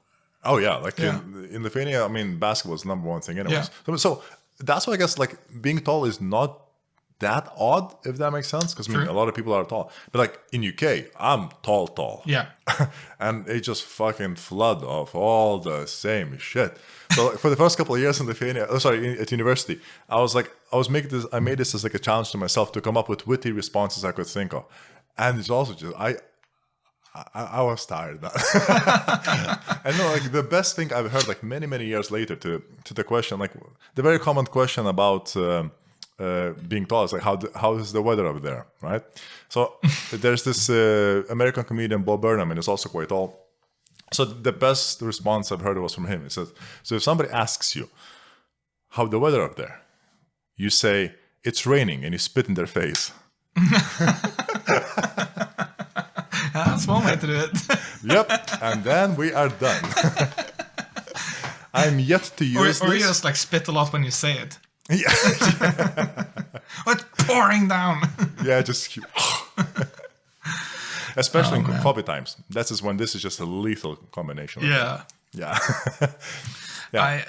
I used to get some of that as well, being tall stuff, but that was when I was younger. So like when I was 18, because I was the same height as I am now. Same as me. So it's like back then I would get it, and I guess that the whole thing was that people saw that I was young and I was that tall. So it was like, okay, this guy's tall, but then I never grew anymore. So I just peaked, and now nobody tells me that I'm tall anymore. There's so many more taller than me. Even if you go like to Korea, or Japan, when you teach there. Yeah, honestly, but honestly, both in Korea and Japan, I don't react on a lot of people being short. Okay. I don't know. I don't see myself as a giant there. Like if I haven't though like walked on like really like crowded crowded places, and I guess that when you see like in the movies when there's like just the one guy, Bill Murray sticking out of the no, so like I haven't really had like that experience, but I've also like I haven't been in like the typical places for that. Like I've heard stories like from some peers that when they went to, I think like Beijing, for example, they really felt like that. And these are people that are the same height as me. So, but in Korea, I don't get that feeling. There's a couple of like, especially in the dancing scene. I don't know if it's like exclusive to the dancing scene or something, but there's some like definitely tall Koreans around. Yeah, so, fair enough. This reminds me of when I snowballed, like the giants from the other two guys from Jonas and Jonas and Ruben. Ruben, yeah. Yes. Oh my God, Shout outs. Yeah, absolutely. I was so happy to see them there. Yeah. And it's also, I was even happier that they're better dancers than I am. I was like, yes. Oh man, like I actually liked that as well when they started like traveling around and so on. Like I knew them a little bit earlier, I think. Or maybe I met them the first time in Harang. But like regardless, like when they started like actually like traveling actively, I really enjoy that because that was like around the time when like those questions would stop. Yeah. To me. Yeah, so like I was like, okay, nice. I don't have to deal with that shit anymore. I mean, then instead I would give it to them. So now I'm just one of those. I'm just one of the fucking assholes, you know. The baton is yours. Yeah. Oh yeah, kings. Yeah, but I remember like I was so happy to see them dance because it's like, I mean, body mechanics is a huge factor when it comes to dancing. Oh my God. And I mean, to me, especially that was like a thing that I think attracted me to Lindy Hop'o very, very early on is I realized my height is not a problem. Like I can dance with anybody. Yeah. And I thought up till Lindy Hop'o, I thought that's not possible. Were you looking at a lot of like couple dances before that, or like solo? I mean, dances, I've done ballroom type of dances before, like waltz, tango, cha-cha, those kind of things a bit back in school days. But I mean, very little here and there. I do enjoy the picture of you as I see you right now doing the cha-cha. I'm not gonna lie. I'm not gonna lie. Just like I mean, because like at least the Lindy Hop'o scene is like hipster enough to like not be shocked by the beard and like because before you had long hair as well. Yes. No.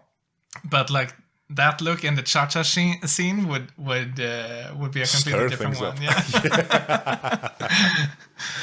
Yeah, and then I remember like I tried Lindy Hop'o and it's like, oh. Height is not a thing here. Like I can dance with a person like 1.50 meters, 1.45 meters. Yes. And I've danced with them.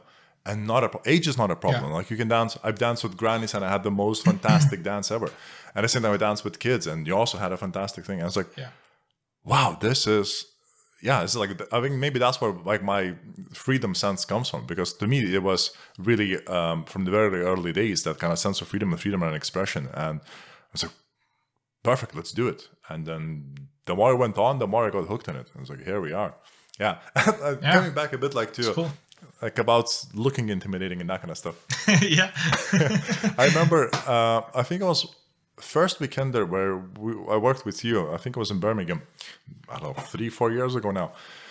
And I remember in classes, I really enjoyed you guys. I was like, awesome dancers, like seems like awesome people. So I was like, I would like to get to know you, even a tiny bit, like say hello. And I think I was maybe Saturday evening, and you were just guys sitting like this, basically room a bit away from everybody and just chilling and like just resting after the phone. And I remember I'm looking at you, and I was like on one hand I realized, I mean, you've been working all day, like you're fucked, and like, probably even this like half an hour you get sometimes in between things, this is the only time you can actually chill, just watch Facebook, and I don't want to interrupt it. But at the same time, I was like, I really so want to say hello. So I think I was like a circle, like a creep, just kind of looking at you, like like what did you want to come in for like 20 minutes or something like that by the doors. And then eventually just walked in, and I can't remember what I said, like something about like teaching or something I asked them. And then we just chatted a tiny bit. Yeah. Even that to me was just like, but at the same time, all the time when we were chatting then, like I did feel like bad and guilty that I'm imposing on your free time. Yeah, which I definitely respect and I appreciate. And so that was I remember just that. Yeah, no, Flash. but it's true, and I mean like that alone time is super valuable. I mean like it feels really strange to say that now after 1 year of COVID, Yeah. and what that has brought us. But back when we were traveling every weekend, and it's kind of like, you know, we don't even have something that is close to a full-time job, and it's not the same type of exhaustion. Sure. But very often what happens is that we travel Friday and Monday, right? Mm-hmm. Sometimes Thursday to Monday. And then we have Tuesday, Wednesday, that is for sure the days that we have off, right? Because depending on flight times, we might not... Yeah. We might arrive late or early on Monday. So Mondays is like you can't really plan a lot of things in general and so on. Tuesday, Wednesdays is like the Saturday, Sunday for us. Yeah. And then Thursdays is like a bonus day that you get in case. But that's also very often the packing day. Yeah, preparation. So, and Monday evening or Tuesday morning is laundry day. Sure. So like it becomes exactly like it becomes the same kind of thing. Routine. And the negative part about like working like we do is that when we're gone, when we're away from home completely, and we will not get home, and we will not have like evenings at home after every day of work, but we will only have those 2 days of work. Yes, it will be the entire days, or like 3 days, let's say. It will be the entire days, but it's not, you know, the comfort of like every night being able to like sit in your own couch and stuff like that. Yeah. You're always in a different place. And very often we are very well taken care of. But sometimes you're like in positions and places and schedules that you don't appreciate and you don't feel comfortable with and so on. So like you got to learn to kind of like grab the time that you get to just kind of like decompress a little bit and so on. And whether that decompression is just like scrolling Facebook for like 10 minutes between classes, then that's it. And I don't mind when people come and talk to me. Well, it very much depends on how. Yeah, like I get that. I will sit and like probably very often try to like isolate myself, right? So even if I'm sitting in an open room with a lot of people, if I sit like this, I'm not approachable. Sure. Right? So if somebody still comes to me, that means something to me. It means either they're completely clueless about what I'm trying to do, or they are it's still so important to them to do it that they actually, you know, for whatever reason they come to me. They come to me because it's so important. So regardless, then I'm gonna engage anyway. And then you'll figure out if it's like the naive, like the person who is like completely clueless and so on, and then maybe you have to like rough him up a bit. No, but you know, like if you're sitting there and you have like a break, especially like I remember like many occasions when it's been like a break, but it's the same group before and after. Yeah. So a scheduled break for like 10 minutes. It's like 2 sessions of 2 hours or something like that with like the same group. Jesus. And the motherfuckers, they don't ask any questions during the class. No matter how many times you ask them, do you have any questions? Do you have any questions? Please tell us. We'll walk around and help you, whatever. And then during the 10-minute break, they come and ask for personal feedback. Hey, can you take a look at this, by the way? Like, you know, then I'm going to cut them off a bit and maybe be a little bit rude.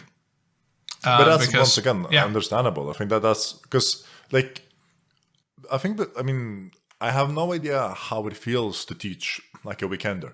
But I mean, even as a participant, it is not only physically but just mentally exhausting. Yeah, it's draining. You just saturate. Yeah. Oh my god, I phase out so much. I've literally had this happen on one of my first weekenders at Camp Savoy, where I mean, there was just such an insane adrenaline and just happiness and dopamine rush that after a Saturday night dancing, I think it finished maybe at 1 a.m. or 2 a.m., stuff like that. I was walking home, and as I was coming down from the high, I almost fell asleep as I was walking. Like, I almost fell down. I mean, I caught myself just like, as I'm walking, just like daydreaming, and I realized, oh no, I'm dreaming, and I'm falling down on like concrete face first. It's like, managed to catch myself. I was like, oh, that's new. I'm not sure it's supposed to be that way though. Yeah, but it's same fascinating. Yeah. No, but for, I hear what you're saying, and honestly, like thinking about that, like that has put its mark now in the lack of doing all of that stuff and like getting that exhausted. Living that life and being so used to being that exhausted when you go to bed has ruined the way that I can fall asleep without all of that. So like the entire year now without COVID has been like a hassle to go to sleep because I'm not exhausted anymore. Sure. I'm not, getting there. I could do more. Yeah. And so it's just like the brain is just like going, just waiting for the output, you know? Yeah. That's so fascinating. I mean, I do hope, like, going back then, when I did approach you and talked a bit, I hope I didn't cross any lines. No, you know what? Like, I was even going to ask you, because I don't remember which camp was the first time. Because I remember we've talked a couple of times before, like, we started, like, also talking outside of dancing, let's say. But there was, like, a couple of camps, and I'm pretty sure that it was like one specific year that you ended up on quite many camps that we ended up on as well. Yeah, I think we did like 3. I think it was like the Swing Revolution in Liverpool, Birmingham Swing Festival, and Camp Savoy. I think that was like all in one year. Oh, yeah. Because like, I remember we had a year that there was a lot of UK gigs in like quite short time. I mean, you would have known. You would have known. That's the thing. I would have given you like half-assed answers and whatever to like just sound very uninteresting to you, so that you would choose to walk away. That's usually my technique. That's a thing, like kind enough in those circumstances. Yeah, because I mean, I know like, this just reminded me of a friend of mine. Like, he was on the first podcast, and he works as a tour guide on his off time kind of thing.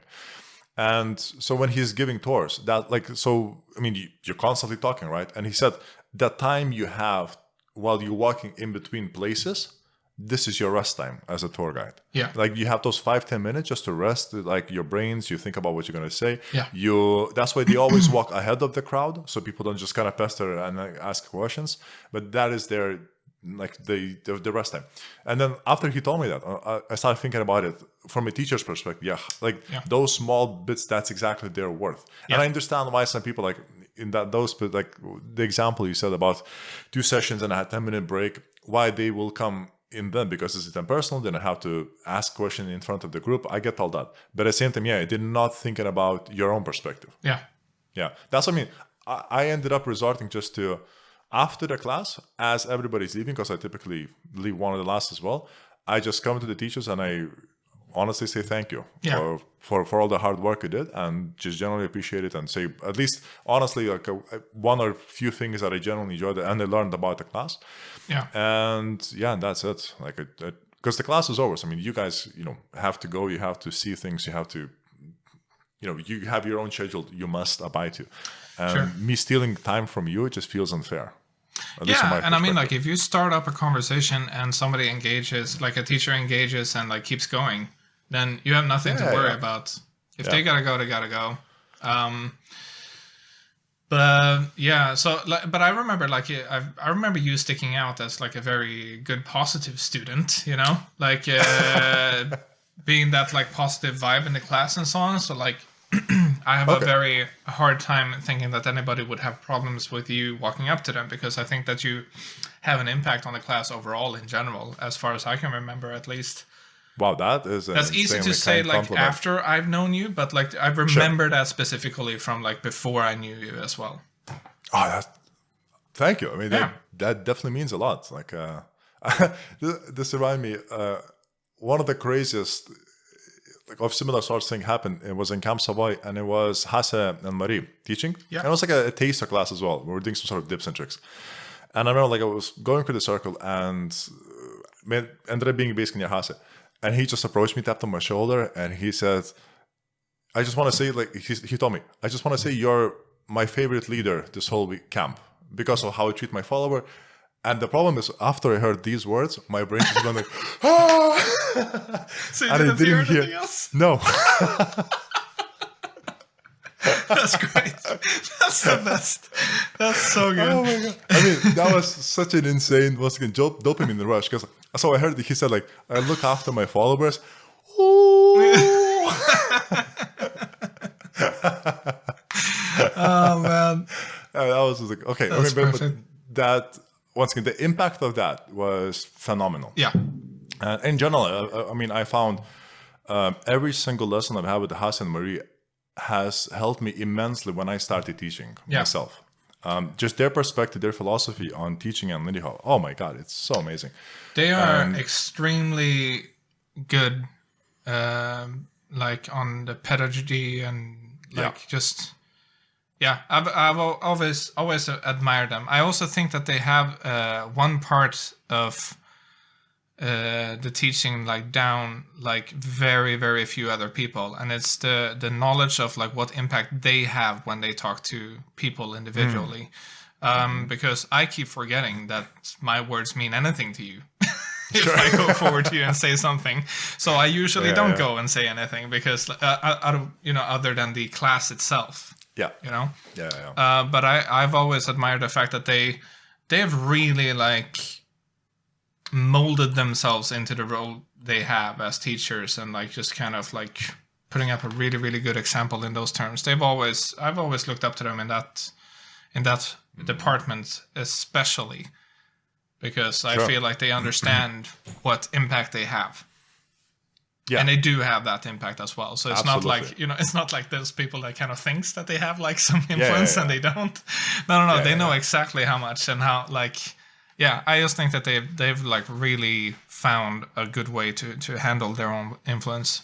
But at the same time, they're still as lovable, approachable as you could expect, or not hope, I guess the more correct word would be. Definitely. And I mean, I think the first time I had a class with them was my first camp. So my first ever weekender, I had them.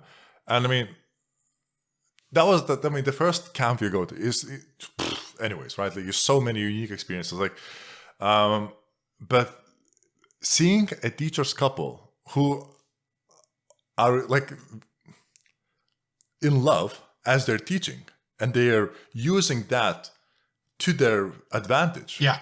On top of everything else. Yeah. To me, that was just like, this is phenomenal. How are you able to combine all these things in such a beautiful fashion and still deliver phenomenal classes?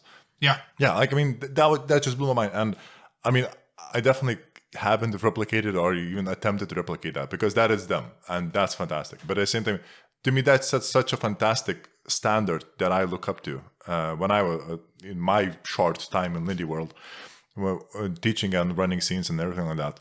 That it's just kind of it's like a lighthouse, that always see the light, and like that's what like whenever I start deviating, that's one, at least one of them. I mean, they're not the only one, but I mean that's one of them. It's like yes, beautiful. Yeah, yeah. No, I completely agree. Yeah. I don't know how we got to them, but I don't either. We're just talking about good people, man. Like that's right. And Lindy Hop'o is full of them. Yes. I think the vast majority. Yeah, definitely. I mean, so now you run your own scene in your town, right?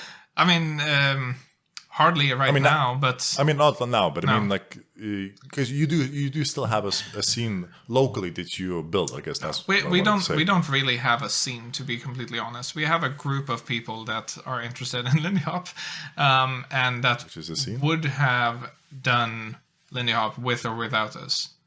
But because we are available, they want us, and we get some classes going due to that. Yeah, and it's like.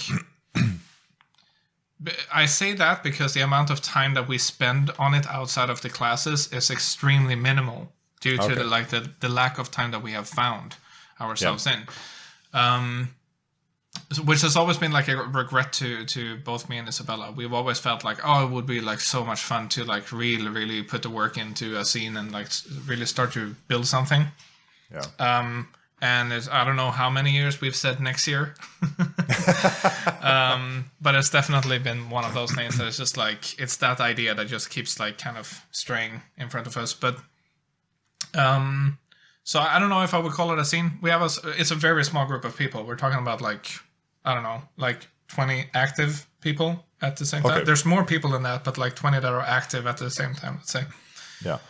I mean, in Lancaster, we had, I mean, a bit bigger numbers, but also kind of similar sorts, I would say. I would probably say that there's like, I would estimate like 60 people or something like that in our town that knows how to do the Lindy Hop. Okay. Plus a few people that maybe only knows the boogie, because most of them knows a little bit of both. Right. So not a huge amount. Okay. But I mean, so have you had experience of building a scene? Or I mean, or because you went through the competitive scene and you went into the like level of teaching internationally as your go-to mode of operation, then you never had the need, I guess, or never opportunity arose to build a scene? Yeah, I never had the need to put down that work, because like when I was coaching and competing, the club that we were competing and practicing for was already like one of the biggest ones in Sweden. So like there was no work for me that needed to be doing. It was like all the volunteers and like parents that was doing all of the work, you know. And then I got offered a job for Harlem Harsha, so I moved to Stockholm. Sure. And again, there I wasn't a part of building a scene there. I was a part of the scene there. I was teaching, but it wasn't me organizing anything. It was like there was already people who did that, and I didn't feel like a necessary urge for it as well, because there was like during the time I was there was new people who popped up who tried to organize their own classes and so on. So there was definitely space for more, but like that wasn't really what I was into. I was more into like being a part of the scene more than that. And that kind of goes back to what I was saying before about like the little pinch of fame that you can get on like the camps in our specific little bubble. And like how sick of that I can get myself, even though I like it for a second, and then like I literally after 30 seconds don't like it. I really like actively dislike it. and because I enjoy much more being like the up and comer and the you know, like the whatever you want to call it, underdog, up and comer, like just like kind of like with the crowd. Sure. And so I've always been around like on the parties, late nights and so on, because that's usually the time when people forget who I am. They still know who I am, but like now we've spent like some time together, so like nobody cares anymore. Yeah. So very often like people will find me on the late hours. Very much because of that, because that's when I feel the most comfortable around people, because nobody cares who I am. That makes sense. And I think, I know at least for me, if something happens at 1 a.m. On the dance floor, it's like, personally, I mean, you're fatigued as hell, but so I think just your brain stops caring in a good way. You just do your dance, you do your simple things, but I also find that's where creativity starts just spilling out. For sure. Yeah, because there's like the sweet zone, because like you are so exhausted that you don't care about your exhaustion, but you're still not too exhausted to not be able to dance. Yeah. Because there's definitely that drop off. At least for me, it happens. When like I reach the wall, I mean, I can still do a number of dances later, but I know just going through the motions, there's like no joy, no passion, and then I always feel unfair to my partner, because I feel like, I mean, I'm doing so shit. They could have danced with somebody that feels much nicer, right? That's adorable. I was like, why just not call it quits, right? Yeah, it's like, sorry for wasting your time. I'll just continue here while you go ahead and find somebody else. Yeah, exactly. I mean, I do finish the dance, but it always leaves this unpleasant aftertaste in my mouth. And like metaphorically speaking, just kind of like, I mean, maybe they had a whale of a time, but maybe this is kind of my own inner, like, inner critic, just kind of be like, you could do so much better. Come on, Vitas. Come on. Just go home, sleep. I mean, I feel a lot the same. Like if I like to social dance when it's like late hours, because again, nobody cares. We don't have crowds that are like recording when we're social dancing anymore. But and all that, even though that doesn't happen like all the time, but it happens from time to time, and it's a little bit like, you know, you feel awkward. But also just like, you know, honestly, like when I'm out teaching and so on, I spend a lot of the time on social dance nights with people off the dance floor. If I get to, like, because like I have like I need to get over quite a high bump to get into that flow of like, just like kind of like not caring and not feeling awkward and so on. So, but when I do get over it, then it's like, then I'm all in, like hanging out with people and getting to know people and so on. That's where the real fun is for me. I fully agree. I get exactly the same thing. Yeah. Where, like, you come there. I mean, now, I guess I got some notoriety in UK just because I traveled so much. And I mean, I think one thing that helped me, that I started very, very early on as an exercise, is as I'm in the classroom, I made a challenge to myself to remember every follower's name by the end of the weekend. So I knew everybody by the first name. And it also means not only I know them, but I remember that for the next time we meet them. And I think that helped me then kind of build a network of relationships that kind of, you meet somebody after 6 months. Hey, Joe. Hey, Jen, whatever. And just that simple psychological tool that I think helped me. Yeah. But and I remember that I think that was my last weekend at the Birmingham Swing Festival this February. Yeah. We went to, and I think on Friday night I only had 2 or 3 dances the whole evening, and I came early on because I just chatted with everybody. Yeah. Like, it was just like one person. and I loved that. It was just like, oh my God. So this is like 4 years of investing in those social relationships. Yeah. That I get to do that in a way. Like, it was because in my own small bubble, like social bubble, that was like fantastic achievement. And this just reminded me of a phenomenal, at least to me, that was an amazing experience. Last Christmas, so that was like our last Christmas big social in Lancaster. There was this one guy who came. He's maybe, I don't know, he's 60s. And he was part of the scene when I started dancing. So I was still fresh, brand new. And maybe 9 months in, I think I started like volunteering to help like the desk and everything.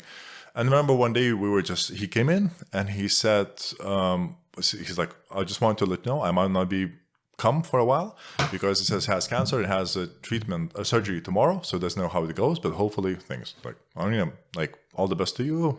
See how things work out. And then I haven't heard about him or seen him for 3 years. Oh, wow. And I asked him from time to time about other people, like maybe anybody seen him? Does anybody know what happened to him? Because like Lancaster is a small town, so people know people. Yeah. And there was kind of rumors yes, rumors no. So, very kind of semi-mysterious situation. Oh, wow. It's like, well, it is what it is. And then just so happens, he comes to that last Christmas social. He's there. I'm like, and that's like right before you moved to Lithuania. Yeah, exactly. And so I remember, I'm running a bit, helping things out, and then just kind of come to the bar, grab some water, and he comes. And we just start chatting, ask him, so, hey, how are you doing? And so on, so on, so forth. But never, like, use the first names. Right. So we talk. And maybe, like, 10 minutes in the conversation, he said, looks me dead in the eye, and he says, you don't remember who I am, right? And my brain just went overload. What was his name? Because I definitely knew his name. And I'm like, no, David, of course I remember you.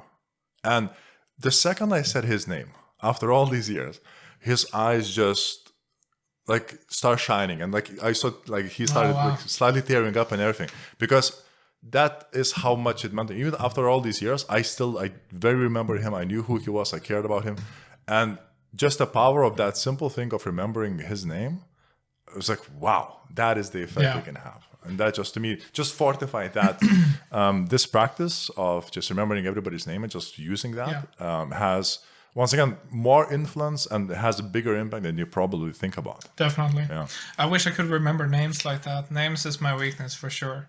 Faces, no problem. Use tricks. Face is no problem, but names has always been a problem. I just use like the mental tricks. So like, so there's this guy called Jim Quick, and he's basically teaching you various memorization techniques, those kind of things. And so easiest thing with names is basically combining visualization with connections, right? Yeah. So for example, if you probably know this, but it's like, so let's say for you it would be Pontus, right? I'm like, okay, I don't know any other similar thing to Pontus, but I'd be like Pontus, pot. Maybe pot. So it would be like, I would imagine a big black pot on top of your head, right? Yeah. or that, whatever you want. Like, the bigger the visual, the better. And so then, as I'm talking to you, like, I repeat Pontus, and then I use that, and it kind of semi-clicks. At least with my brain. Right. It seems to work more or less. It's not 100%, but more or less. I don't even have the habit of asking people for their names. Because I just kind of, like, end up in conversations with people. And then that goes really far, and then we just like I can end up like talking a whole night with the person. Yeah. And we have to split ways, and I don't even know the person's name, which is like really feels really awkward. And then like I remember afterwards, it's like, oh no, I didn't even ask for his name. Sure. But I still feel like I know him. Mm-hmm. And then I'll have to figure out his name through other means or something like that, or like maybe somebody called him or something. Had this many times. Yeah. So like I don't have the habit, because I think that I in the moment I don't think that it matters, because it's like the conversation that matters and so on. Yeah. But it does matter, like, and that's a little bit what I meant with Hassan Marie before, that like I clearly I don't really have an understanding what an impact can have at all, whether or not I'm knowledgeable in the room or not. It's just like the impact of knowing, like remembering somebody's name and calling them by name, like even just something like that can have a big impact, just to get a little extra appreciation. Yeah. And that's definitely one of those things that I haven't nailed down yet. Okay. Yeah. Hey, room to improve if you want, definitely. Right? Always good.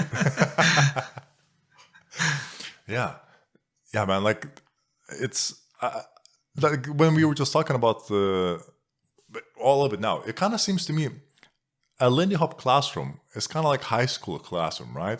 You have these idols, kind of like people in the center, like everybody ideally looks up to, and everybody just fucking gossips about them. Yeah. And then if the idol comes to you and says hello, you're like, oh my God, oh my God, oh my God. Yeah. By the lockers, you bump into them. Oh my God, he touched me. Oh my God, he looked at me, he winked at me. Dear diary, Pontus looked at me today. I think he knows who I am. I'm still bruising from the push. I'm not gonna wash my shoulder for the rest of my life. Oh jeez. Now, but talking about like running scenes and so on, you were running the scene in Lancaster pretty much for a long time. Were you like, it was kind of my understanding when I came there that you were pretty much the head there, but like obviously with a bunch of helpers and like people who were like a small committee or community or what you will. But how was like that dynamic started? Okay, no. So we were a committee. So it was like during my time there was like 3 then 4 then 5 of us. And there was equal ground. So all of us had the same power. For the Swingtoberfest itself, I was just as the head organizer. I see. So we elected me as the linchpin. So I had all the information flowing through me at the same time, sharing all the responsibilities. And obviously, I didn't do a great job at everything, but I mean, a great learning experience because never had to organize an event this size so far. So I mean, that was fun. But during weekly life, I was just part of it.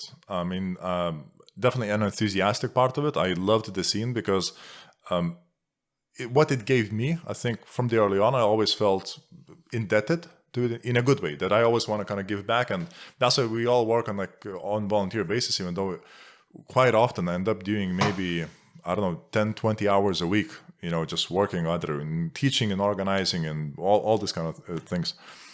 But I quite like that dynamic in a way, because I mean, as you said, people want to be at the center of it to some extent, but at the same time, for me, there was like, I'm doing this for Lindy Hop'o. I'm not doing this for myself. Like every action, every opportunity I got was not to become more known myself, is to make the scene better. So if that makes sense. So it was never kind of, my motivation was never that I will get the likes, I will get the, appraisals or whatever. It was always that by sharing my things that I know, by traveling, by talking to teachers, or by organizing or helping, or anything I know, any insights I have, as a consequence, the scene will be better. Fantastic. That's all I'm there for. And in some cases, like for the university scene, I think we ended up being pretty big drivers for it, especially like second and third year, because we were the only teachers teaching the whole way through. Right. Because at first year we had this rotation of teachers, and that worked great for the first time, because I mean, I didn't know what I was doing, and we learned shit tons on the go. But then from second year, it was just me and our friend. There's definitely huge advantages of teaching just one couple, because your teaching technique becomes better, you polish and all these kind of things. But at the same time, I think then so that was an interesting dynamic at university as well, because university had its own committee running it, so the execs, and we were just teachers.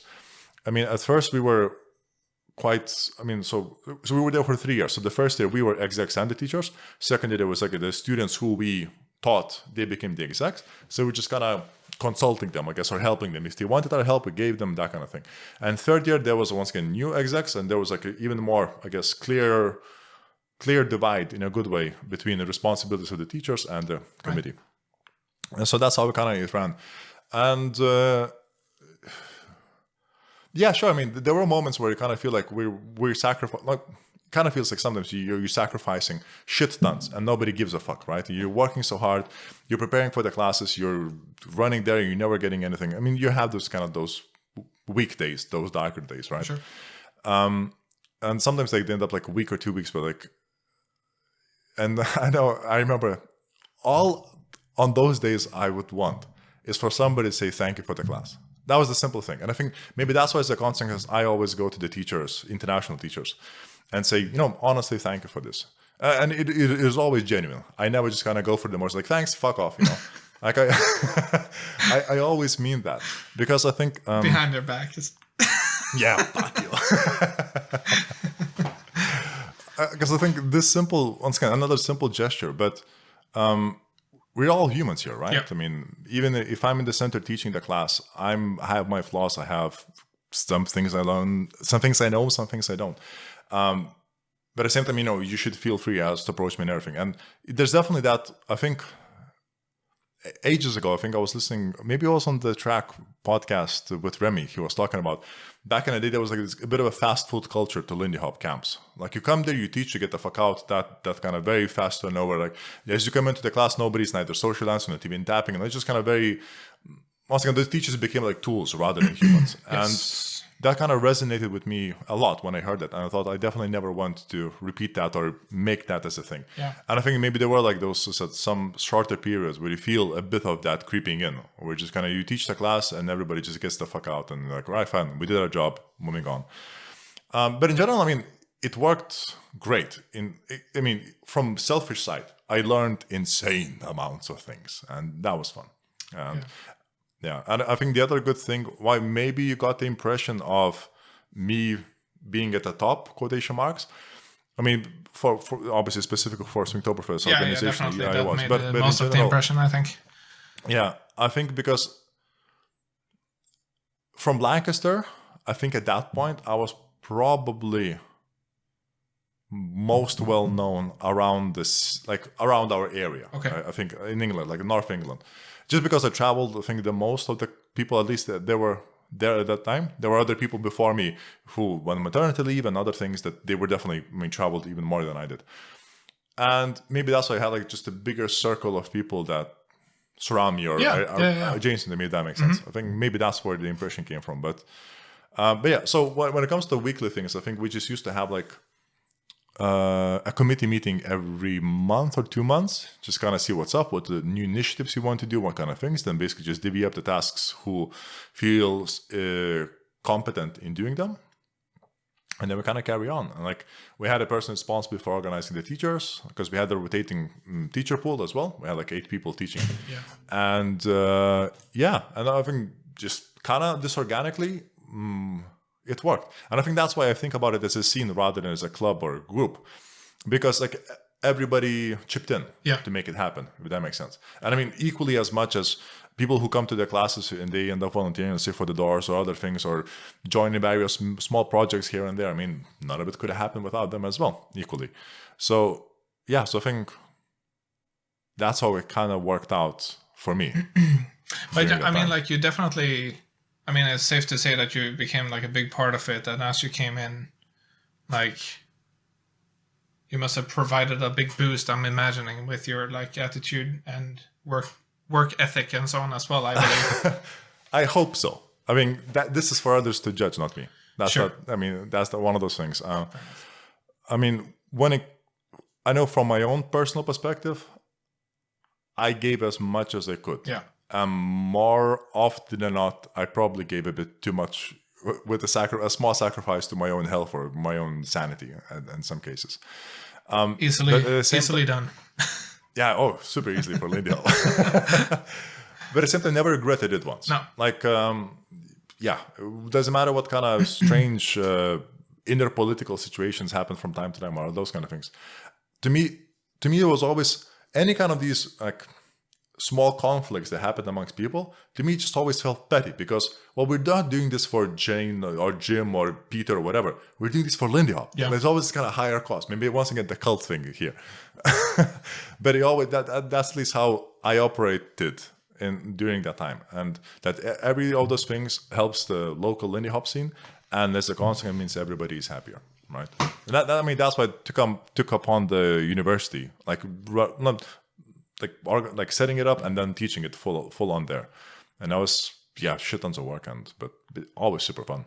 So like now we talked about like your personality traits and like what that has done for you in Lindy Hop'o in terms of, we talked about you in classes and so on before as well, but now in running the scene, but your professional life in like terms of like what you do outside of Lindy Hop'o, because how have you like applied that to Lindy Hop'o and vice versa, maybe even if there's something is there something that you feel like you've been able to bring from the Lindy Hop'o to your work? Yeah. Hugely.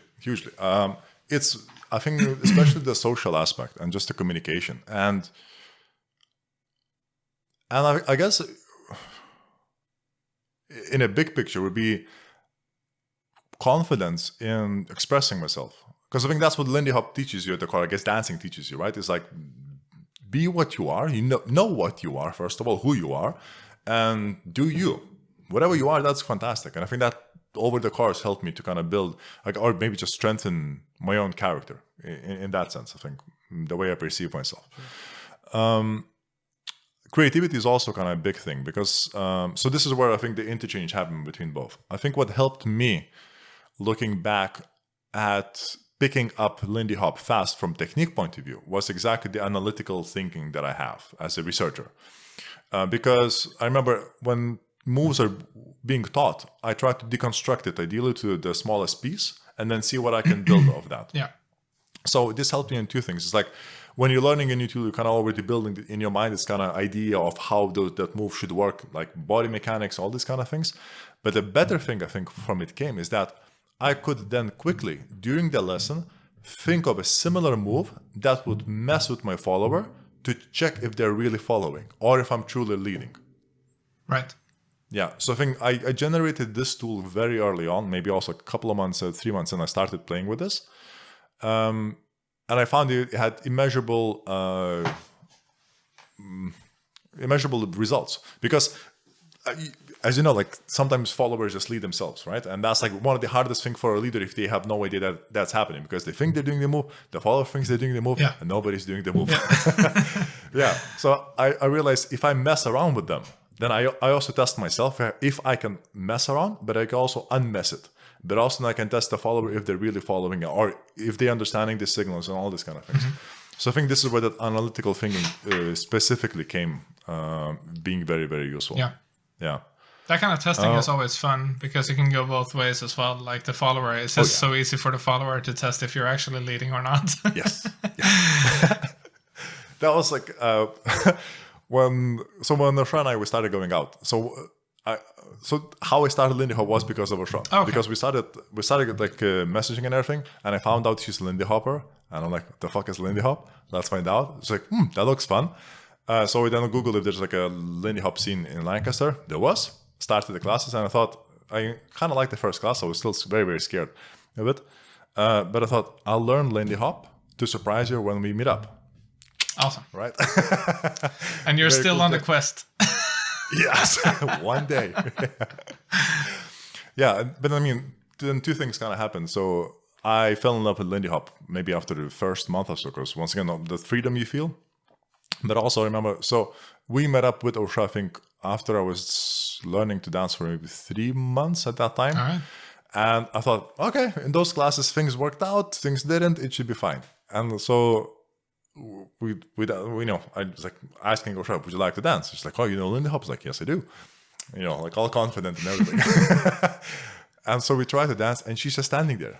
And I'm like, the fuck? And she's like, the fuck? She's like, well, lead me. I'm like, I am. She's like, no, you're not. And that's just the music. She didn't even give you she didn't give you an ounce of No. She was immediately just. Yeah, no, just no.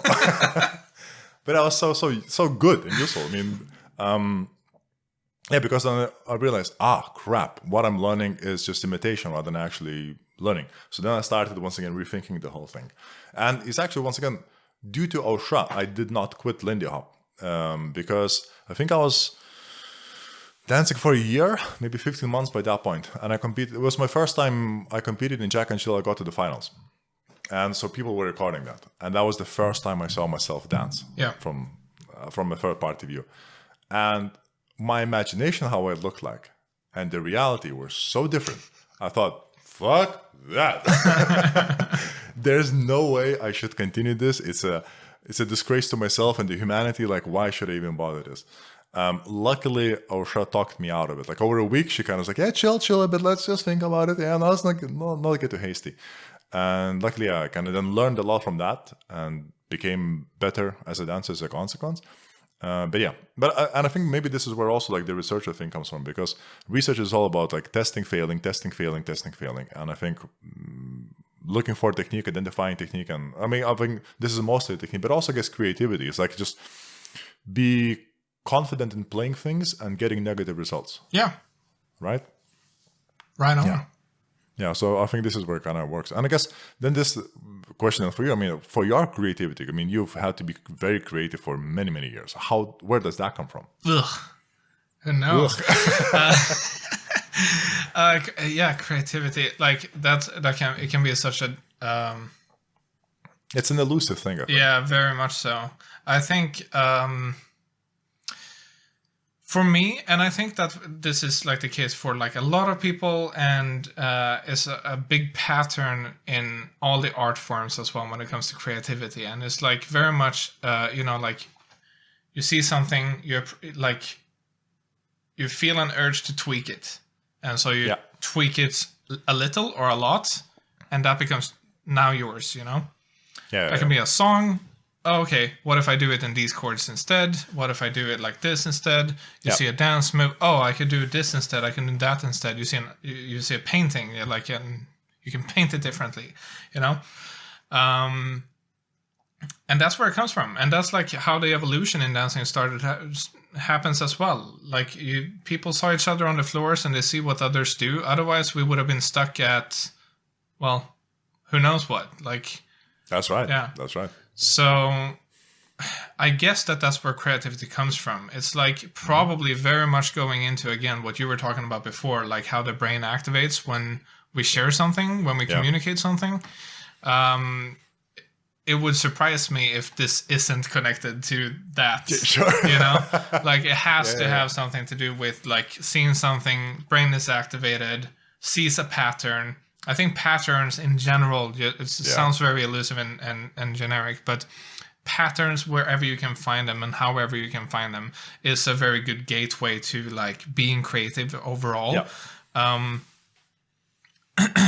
Like if you're supposed to remember your PIN code for your bank card or something like that, some people have like riddles to remember their like numbers or like solve them through a math problem or something like that. If it's 13, for me it's a melody. Yeah, if it's like 1302, then I just 13, and I subtract 1 from both of those, and we have 02. Okay, cool. But a lot of people also like learns it through just a pattern. So like you almost even like forget the PIN code. You just kind of learn how it's worked, which was a problem back in the days when you would have some of them with like the 1, 2, 3 on the bottom and some of them with the 1, 2, 3 on the top, because there would only be a few of the other one. Sure. So it wouldn't happen very often. So like I think like that kind of way of thinking, I connect that with like really creative people, and that kind of also for me at least in my analysis adds up when you see people who are extremely creative and how hard it can be for them to kind of just stick to a subject. Because they see patterns in everything. Yeah, and they just like start segueing tangents. into whatever else, Yeah. and then they forget that they were talking to you, and now I'm over here. Yeah. You know, like and there's so many of them in like the music world, in the dance world, and so on that they have. And you know, like everybody's just joking around that like every single person in dancing and music has like some sort of like letter combination situation. Sure. But I really do think that it's like has way more, and there's probably like truth in that as well. There's probably a word for whatever I'm talking about right now, but like I think it has a lot to do with just seeing patterns and being able to like kind of decipher those patterns into something. This really reminded me of a great book. I think it's called Peak. Peak, like a mountain peak. And it's basically about learning. And so in that book, it outsets. So basically, the guy was researching basically what do you need to become a world level insert whatever athlete, chess player, etc. I think that this is there's like two similar books, and I keep mixing them up. But so this is where the 10,000 rule idea comes from as well, from his own study. But so in the book, when it comes to, it was more about learning. It comes, how's it called now? I keep forgetting the term. So basically, he outlines a learning method that is a golden standard. So like you always need to push yourself just above your current level. So you always like, you know, so if you can play, let's say 120 beats per minute, next time you practice, you should do 121, for example, something like that, right? You should have like a teacher ideally that helps you to kind of build back. But the one key factor there is what's called mental representation. That's exactly right. So they were analyzing chess players and they were asking, so let's say, how do they see the board, for example? So they do not see the board as like, you know, two lines of opposite chess pieces or all the empty tiles. No, they just see exactly that. They see patterns. They see figures that are merging together. And then it seems like there's a correlation. Basically, the more people build those patterns and configuration, the more they can play with it. And then it kind of at the same time moves a bit more away from the physical idea of the thing that you're practicing with. It goes more into this kind of philosophical and theoretical, but it always ends up in being patterns in some shape or form, whether it's musicians, whether it's athletes, when it comes like, it does kind of build to that. And it kind of makes sense to me, like at least maybe because it resonates with the way I think and the way I analyze things and I kind of build ideas. I guess this is probably correlation with just idea of abstract thinking, is that you have some sort of shape in your mind and you kind of build it into something that is actually representing what you want to show or whatever. But it kind of makes sense. And I think the other key thing of that book that changed my worldview in general is that everything is a skill. Yeah. It's a simple idea, but everything is a skill. Yeah.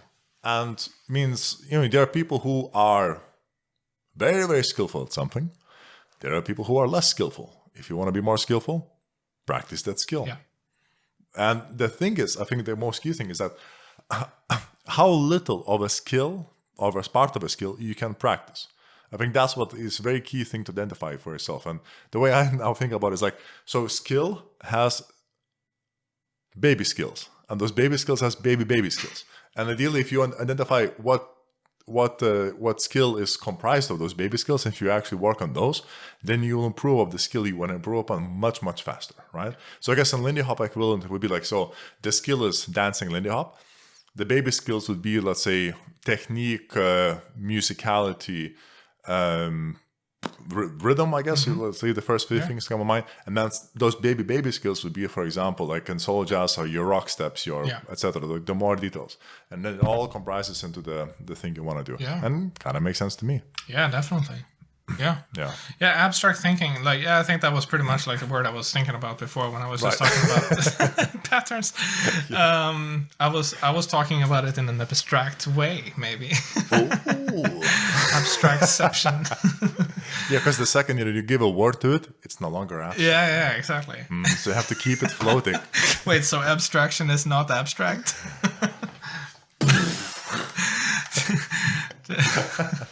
So stupid. As long as you not say it is. Yeah, exactly. As long as you don't mention it. So you're not allowed to talk about it because it just like immediately stops being abstract. Yeah, it's like the game. Like if you know you're playing the game, you lost the game, right? Stuff like that. Oh man. Right. Wait. There was something I wanted to say on. Please. On this. Oh yeah, creativity and so on. Because I think one very important part about that is that creativity doesn't need to come from like something just intuitive. You can analyze your way towards creativity, and just in case like somebody listens to this and feels like, oh, okay, like, so, well, I don't see pin codes in patterns, so I can obviously not become a good dancer. No, but it's just something that's really interesting to me, and this is something that I learned a lot through the competition part of my dancing career, which was like us, because then it would very often be that we kind of knew which couples we needed to measure ourselves against in order to win. You kind of always, like, if you have a good idea where you are on the chart, then you know also what you need to do to kind of like, or who you need to beat, let's say. And that could become like extremely analytical, like in terms of like from one competition to the next, they are doing this move or this thing or this concept that is super valuable to them. We can't do that exact thing either because we're not able to, or it would just look like we're copying them, which wouldn't be worth it right now, because that wouldn't get us anywhere, right? But it can just be like completely like analyzing, you know, like a lot of it when we were competing was very much like comparing not only ourselves to the other couples that we needed to beat and that we were like, that we knew were kind of like on our heels, but a lot like comparing ourselves like the previous year on the same competition, or like, you know, stuff like that. Like, okay, can we do this thing again? Or is it like, have we done it for a little bit too long now, and so on? Yeah. If we did that thing last time, what would look better this time now? Is it like too similar? Is it something that, okay, we've been practicing on this aerial now, this new aerial, but when we actually look on it on the video and we compare it to last year, it doesn't look that different from like an untrained eye. So what happens if we reverse the whole thing and we do it from like the left side instead of the right side and stuff like that, right? So like you can always analyze your way into creating something new, i.e. being creative, you know? Because let's be real, even if you are creative, especially in something like dancing or even music to some degree, if you're like preparing, so like that would be similar to, you know, writing a song as like composing something in music. It's always going to be a slow process, whether or not you get the idea immediately or not. Because the analytic way of like getting to it would be like, okay, we're going to start where we left off. And now we're slowly going to like kind of change and tweak it as we realize things. Or it's going to be like creativity. I have this new crazy idea and I tell my partner about it and we're going to start working on it. But getting there is going to be like insanely difficult because the concept is like so wild and out there. Or even like very often can be like that the person that came up with the idea doesn't exactly know what the idea is yet. Yes. It's just some kind of vague idea that is there in the background. And then as we brainstorm our way into it, it's like it's starting to get more and more clear. Yep. And then it could just be so physically impractical. Impossible. Impossible that you have to like you have to take a detour. You have to like learn other things before you can actually do that idea. This kind of reminds me, when I was still a young dancer, I dreamt of this idea of a double swing out. Where like you swing out and then magically within 2 counts, I'm already on count 4 and I do another swing. Like, just like a double slingshot kind of thing. I never managed to pull it off. Like, I don't think it's physically impossible. So do you mean like 2 swing outs in 8 counts? No. No. Well, that's the thing. It's like I guess I would call it now a double forward traveling swing out. So it's kind of, you move like, you go in a line like so 1 and then 2. Oh, I see what you mean. Kind of slingshot idea. And then I thought, maybe now if I would try it, maybe I could come up with a cheesed way to do it, but I don't think so. It sounds like one of those things that is like, it's such a cool idea in your head. You see the picture and you see it almost like cartoon-like because like you see that momentum. And then it's just like the thing that would make it physically work makes it not look like a swing out. Yes. And then the whole idea is ruined. Boring moves. It's like, why can't I take my partner in the ankle and just swing her around? Yeah. Why can't the teleport, for fuck's sake? It's easy. Yeah. God damn it. But it's interesting. So didn't you use quite a bit of structured, I guess, discipline to your creative method when it comes to, like, at least from what I understood? I mean, as I said, like, once you're analyzing, let's say, what things you should change to improve upon and build. Yeah. I mean, that to me sounds like, I would say, disciplined way, like an analytical way of building things. Yeah. The disciplined way has definitely been the way for me to compensate for when I feel less creative. Right. So So it's always a mixture of both, yeah? I've been working on my discipline work, let's say, because I didn't need to have that in the earlier days, because I wouldn't have enough outlets to let out all the creativity anyway. Right, so there would always be leftover things in the next project, and so on. Yeah. But then after a while, it's like you actually do get enough outlets, and because, it's going well, we get more gigs, we do more shows, we do more competitions, and all of a sudden you've done all the ideas and you're catching up. Yeah. And so like now, okay, so now I'm catching up. Now we need to get those ideas that seemed impossible 4 years ago. Okay, let's do that. That took a lot longer. So like I didn't have the same amount of time to just have ideas or do something else. And then I needed to start on like just a discipline and just like kind of like how to nurture my mind instead of just let it run free, if that makes sense. You know? Yeah. So do you reckon then, I mean, because you all have, I know from our video game experiences, like you have very good strategic mind. Yeah. Right? I mean, and this to me is very similar I that. I just brush it off as, I do. Yeah, of course. Here's my medal, strategic mind. Thank you. I mean, to me, this sounds like very, very similar to that kind of disciplined creativity. Is, I guess you could call strategy in a different form, right? Because it is this kind of this methodical analysis of the situation and see what unique angles or directions you could take to get the outcome you want, right? Yeah, very much so. Because I really enjoy both parts of it as well. It's like, I like to do like the logically good thing, but it's fun if I put in one weird thing into it and then try to make sense of it as well. And that's very much like what becomes like this, when we're gaming and we're putting up a strategy, it's like, okay, let's start with something that's fucked up.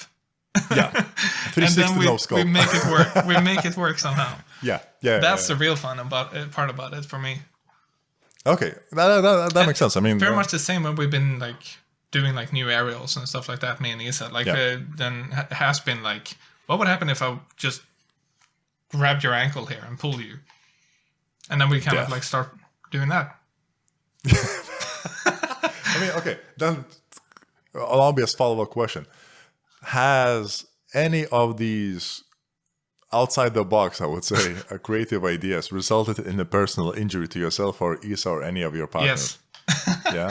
Okay. Yeah. But surprisingly, those are the simpler ideas, because like the more advanced ideas either just end up like, okay, that's just not possible. Right. Or it's like something that we like realize, okay, that's going to be hard, so we can't really do it like that. And like over the years, you kind of learn enough about anatomy that you kind of understand where things goes and where they don't go, and you can calculate a lot of it in mind and so on. And we can, because if you don't have any spotters, for example, which we rarely do, not out of want, like it would be better if we do have them. Definitely slows down the process to not have them, because we have to like mentally calculate everything before we do something, because you're gonna get to a point where like, okay, now we have to get airborne. We can't just like kind of fake this anymore.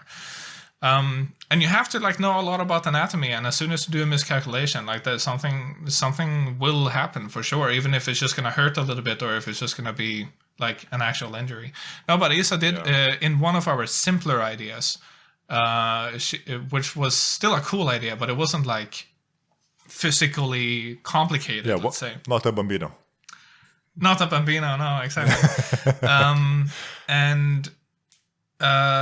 She hurt her rib, and we didn't really like get it checked out because like she definitely didn't broke it, but it's not impossible that she cracked it or something like that. Got a splinter or whatever. Like, but it did like that hurt for a good while and bothered her. Even like put its track on the back as well because she would adjust a lot, so like she would have a little bit of back issues after as well. Right. And considering the fact that she was the one being thrown, she was the one getting the pain, you know. And that wasn't like her falling down on the floor. That was just basically I was supposed to catch her like this. She's sideways, so like hips, like torso, and I don't remember exactly, but like, well, anyway, like it ended up being that I caught way too high up on the torso part. So obviously hips drooping down, and now a lot of weight just came directly on the lower rib.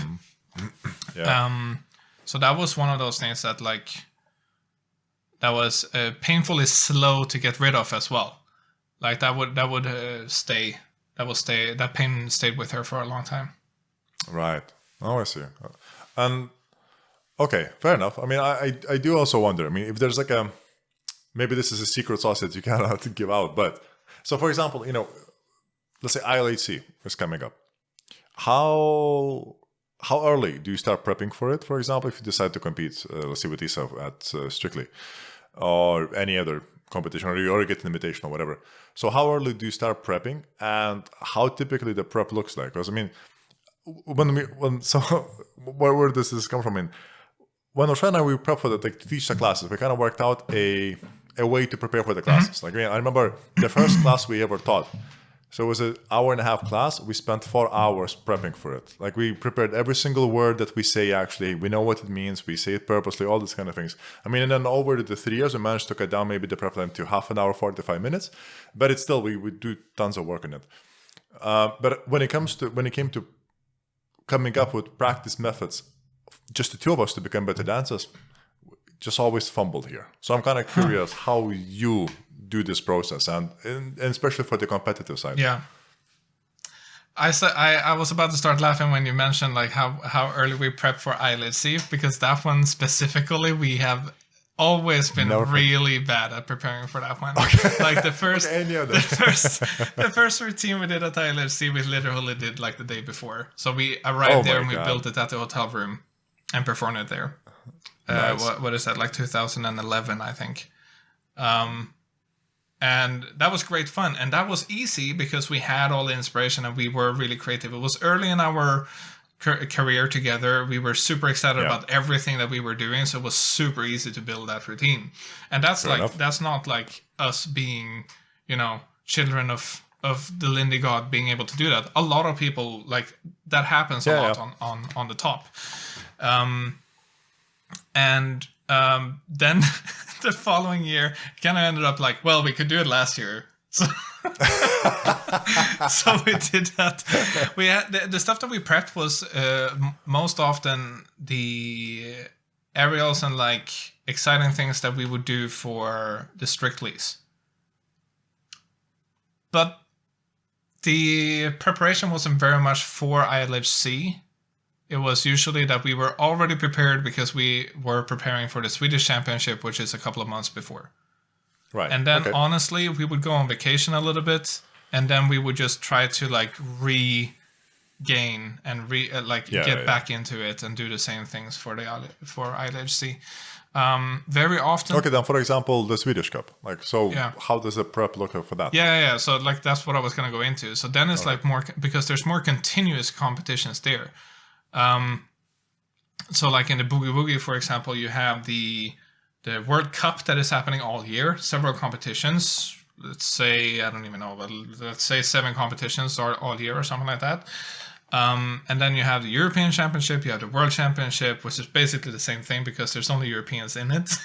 Fair enough. But yeah, it's just like the title or not the title.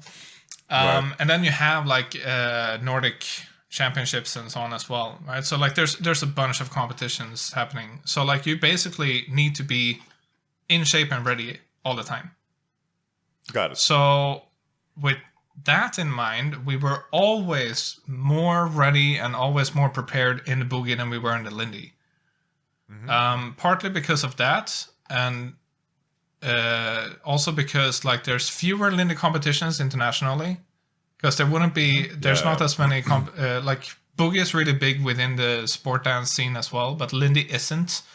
Yeah. And in the Lindy social scene, there's not a lot of competitions for like the top levels. Let's say there's like every camp has a competition for the like camp.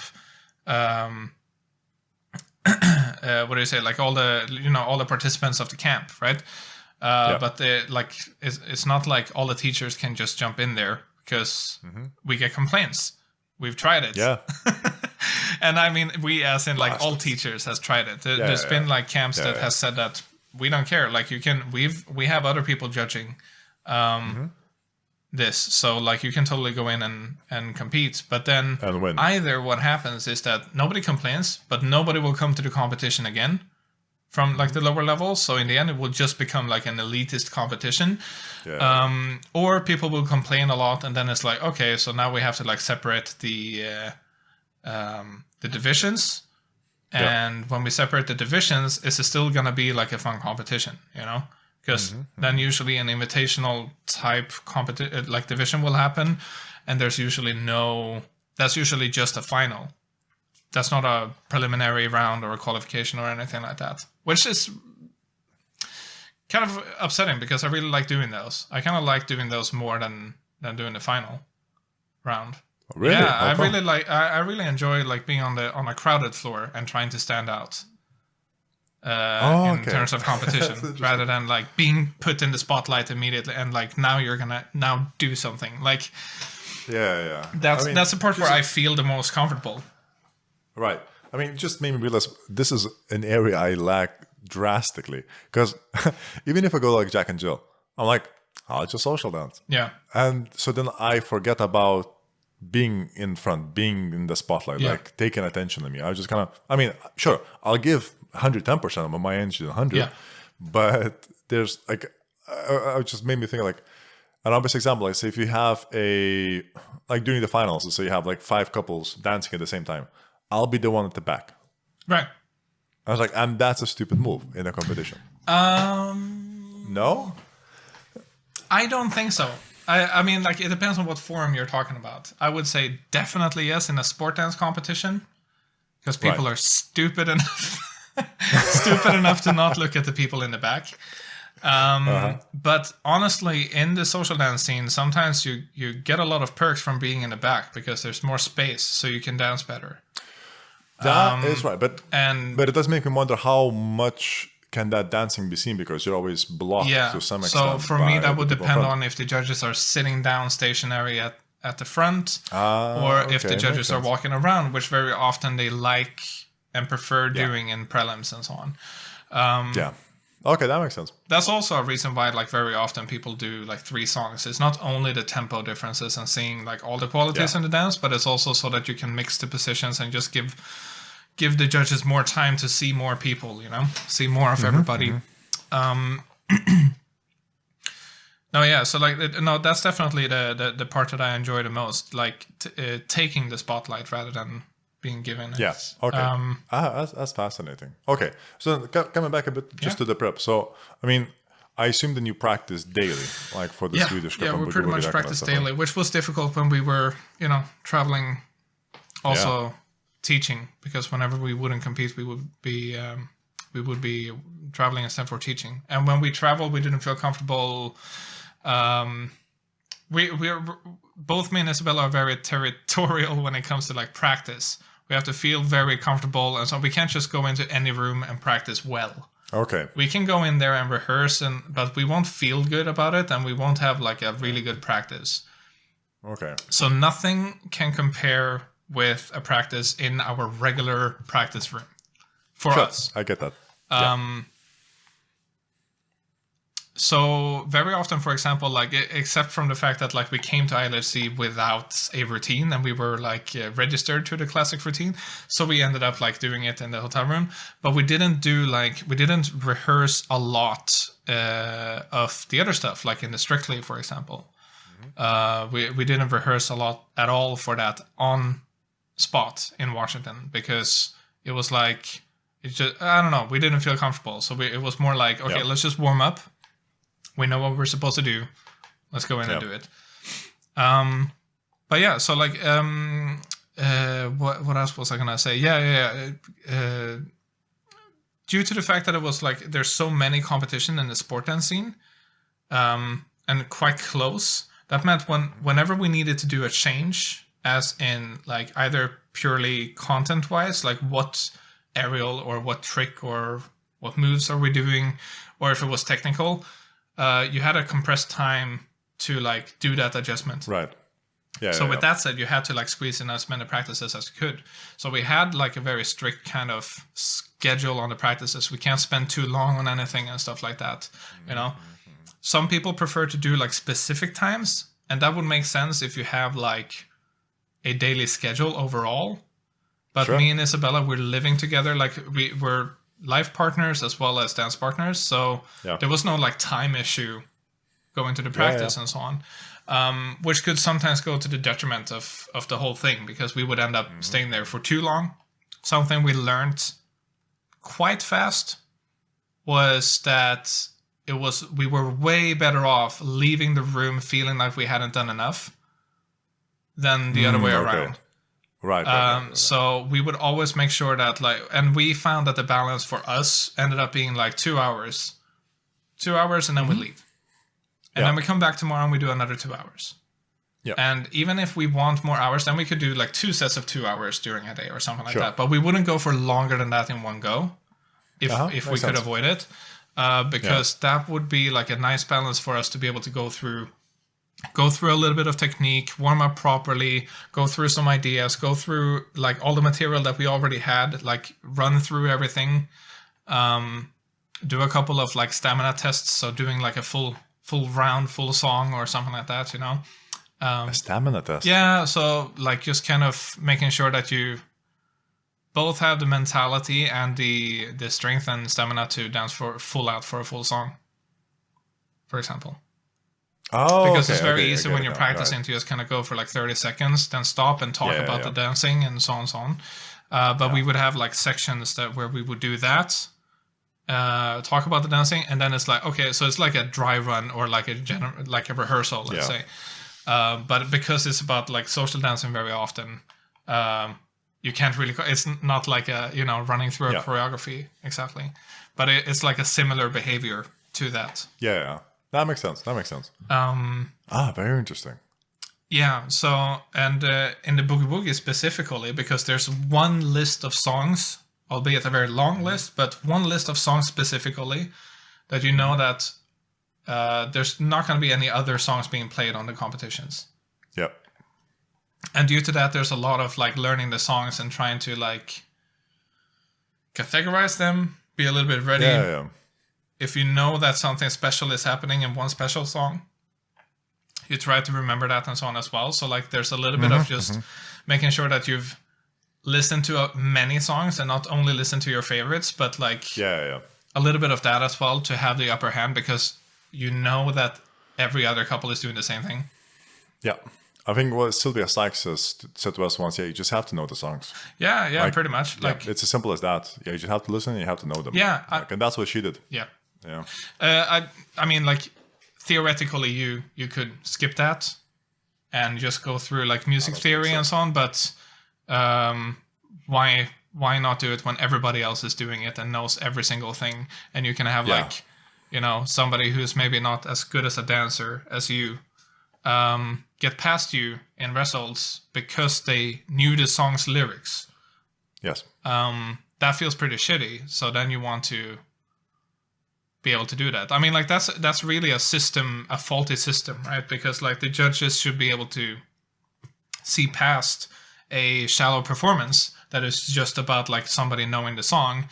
But if it's, you can always, like, people can grab an audience. So, and it just happens. So, like, that's just a human factor. That's not something weird, even though, like, certainly there's things that you can do about it in the system, in the judging system, and in the judging criteria, and in the educations for the judges and so on. But it's still not like a super shocking thing that like it's easy to kind of like, oh, if somebody puts on a great performance to the song, then it's very easy to give them the upper hand, you know? So we try to entertain that and like maintain the possibility of doing the same. Okay, so this is where your thematic judging idea should come in, right? That should a little bit, hopefully prevent this. Yeah. Or, I mean, do you want to expand a bit more about the thematic judging? Because I liked it. I think it's on the right track. Yeah. So like I first I've heard of this before that, but like the first hands-on experience I had with it was actually in Lithuania, in Vilnius, Harlem, the camp that doesn't exist anymore, right? Damn it! But yes, yeah, that's correct. It's now something. I forget. Is it like I don't know. Some of them have broken off or something like that, and done a new camp out of it. I'm not sure exactly what the dynamics is there, but Harlem doesn't exist anymore anyway. But the time that I was there, the time that I was last there, they used, and I don't even know if they call it this, but I call it thematic judging, and it was basically just giving every judge, we were 5 judges, one topic that you would judge out of. So like in the point of view of musicality or point of view like a of focus. Technique. Yeah, exactly. Yeah. So what did we have? We had musicality, artistry, style, technique, connection. So this was for the Lindy Hop'o division, yeah. And so what first of all became like something really interesting when we did that is that the wrestles became, we all agreed that the wrestles became slightly different than if we all would have judged just generally. Yeah. But definitely not in a bad way. It was more like, okay, the lacks of somebody who puts on, let's say, a great performance, but maybe is lacking certain parts. It was harder for them to cover up what they were lacking because there would always be some judges that could be able to notice that because they were judging from a certain perspective. So it became like a guarantee that all these aspects would be judged on every single dancer. The mistake that they did, in my opinion, the organization, was that they didn't inform the dancers that this was the case. That this was the case. This was just kind of a way for them to put these criteria and these evaluations into the competition by just like putting them on us in last second, which was also like that. I kind of liked to get that in the last second. But I think that it would have been more fair for sure if the dancers would have known about it. I can see some arguments for not doing it, but I think overall it would have been better if they did know about it. Okay. All the judges were super excited about it, though. Like we were so excited we couldn't stop talking about the competition as a whole. And there was like really interesting moments where like you would have, because I was judging technique and Vincenzo was judging connection. Vincenzo Fesi, and there was a couple of moments we were sitting next to each other, and there was a couple of moments that happened which was like really unimpactful in general for the overall performance. But it was both moments where both him and I went and just started writing down notes and scores and so on, because it was like something in terms of like, I think what it was a trick that a couple did. And the way that they exited, the trick ended up in like a dip, kind of. Yeah. And when they were exiting the dip, something happened, and it ended up like they didn't exit in the way that they probably practiced. And they had to like adapt and kind of like lost each other a little bit. But they solved it very smoothly, and the solution was basically just that a breakaway? No. The leader, they were expecting to catch each other with whatever, like let's say the left arm. Yeah. And what he did was just like, as he saw what was happening and where they were moving, he just changed hands. And that made everything smooth again. So basically what happened was that like we could all see, especially like all the judges being like very, very good and cerebral dancers overall. Everybody could see that something was about to happen, and then they just fixed it. And so Vincenzo started putting down notes because as a connection judge... They dropped it. Well, no, they fixed it. Oh, okay, fair enough. So if this was a moment where both of us actually gave them good points. Because we weren't judging... Our areas were not the content of what they were doing. It's not that, they missed the exit of their dip. Because everything was literally... This was like half a beat that we could all see that, they might drop each other here. But they didn't. They just fixed it by him going like that instead. Nice. All right, that's awesome. And so like that was a moment where I felt like, that was good technique. Because they knew that they could fix it by doing that. Yeah. And for him, it was like connection because, they maintained good connection because he changed there. So like we both kind of like did that. And we were super excited because everybody had moments like that where it was like our areas crossed over.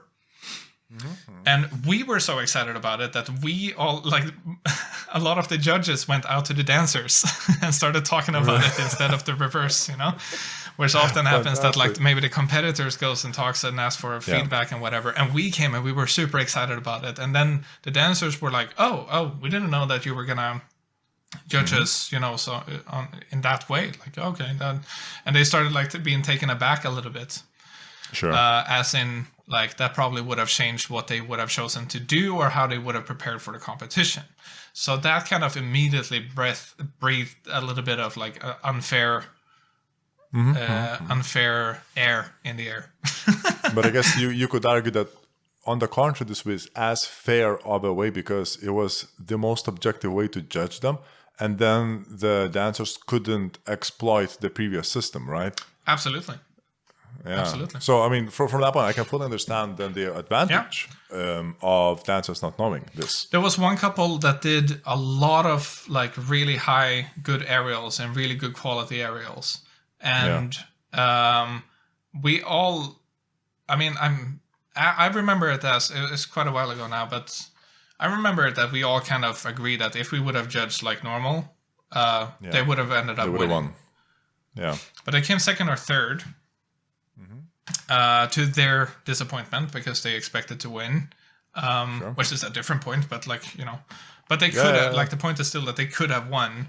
But what became evident when we were judging specific parts of their dancing was the fact that there was certain parts that were lacking, and they were lacking enough so that the total numbers went down. But I mean, me as a technique judge, for example, there's a lot of aspects to technique. They were the only ones that were doing high aerials, and they were doing it really well. So they were using technique that nobody else was using. So obviously they're going to get good numbers for that. But then there was like other parts of technique that wasn't as polished and clean. So then I'm a little bit of a, like, it ends up somewhere like high, but like not all the way on top. Whilst other people would maybe... let's say, like, now I have to, like, kind of hypothesize a little bit because I don't remember everything about the competition. But let's say the artistry judge, for example, like, maybe they didn't have high values in artistry because maybe it was just, like, going through the aerials and then, like, dancing and so on. I don't remember if that was the specific case. Sure. Because that wasn't my part of the judging, but, like... But it happens a lot. yeah, definitely does. Yeah. As well as the opposite. But... So that was a very, like, interesting point to me, and I kept talking about it, and every time I would judge at other places, I would mention this system, and I thought that was really good. Apparently, they use this a lot in breakdancing and, like, the hip hop scene. Okay. I don't know if it's probably not the same criteria exactly, but similar deal. The point that, like, one person judges one thing, and they do actually in a lot of other.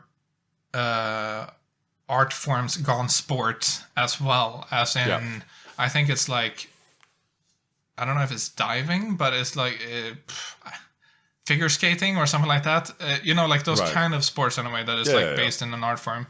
That some of them uses this system as well. That, like, you have specific types of judges. And I just thought that it was a really cool thing. So I kept talking to people about it and so on, and then ended up. Talking with Andreas Olsson about it, and he kind of snapped up on a conversation, and so we ended up in, like, a never-ending just brainstorming about the whole thing and just like kind of evolving it and so on. And we started getting like really technical and really theoretical about it, getting into detail exactly what the different areas meant. So we ended up, and we also analyzed if these were like the optimal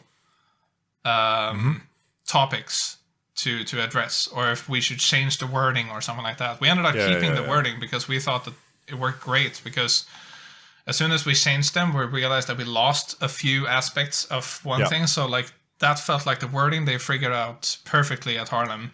And the crossovers and exactly how to describe the crossovers so that we could have this system to kind of present to people who have never seen it before and still make sense of it. So that we didn't need to makes sense. always persuade people that it was actually something good. You know, people can be on the defensive and so on about like doing something new like that. But I guess as long as the organizers are on board and the judges are on board, that's all you need, right? Because the competitors just want to compete. Yeah, and this was very much like the purpose of this as well, because like there's a lot of responsibility put on the teachers at the camp that are supposed to judge the competition, because most often than not, the organizers are basically hands off. They organize the registration of the competition, and then sometimes they don't even have a person who's supposed to like count. Like one of the teachers has to end up basically running the show on spot, even though they had no idea that they were going to do it. Sometimes they're hired. That's good. It's the easy thing, right?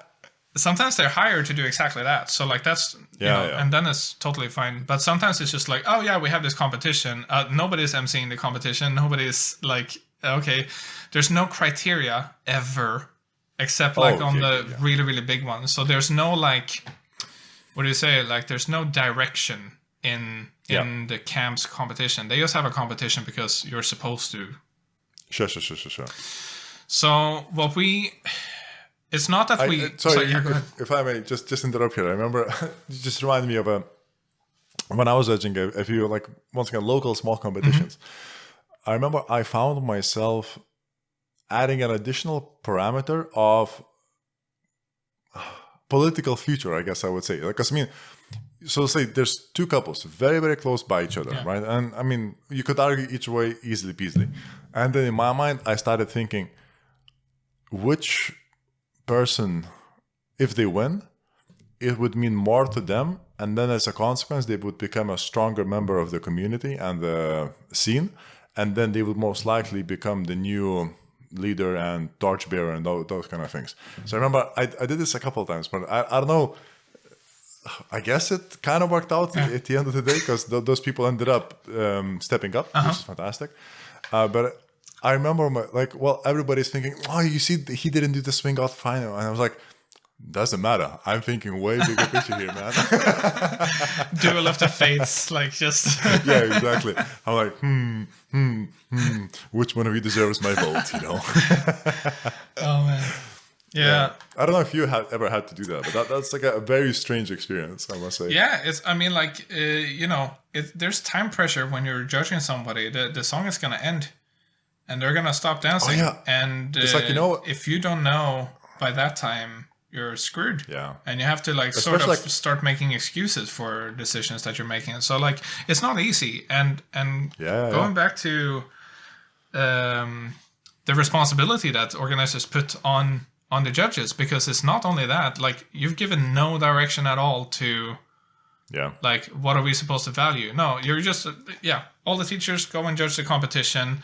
The teachers aren't even talking to each other, as like I mentioned before. Like there's no conversation about what dancing is supposed to be in general, but specifically there's nothing being talked about. Okay, what are we supposed to judge for this competition? Is there a goal here? Is there like a big picture that we want to reach?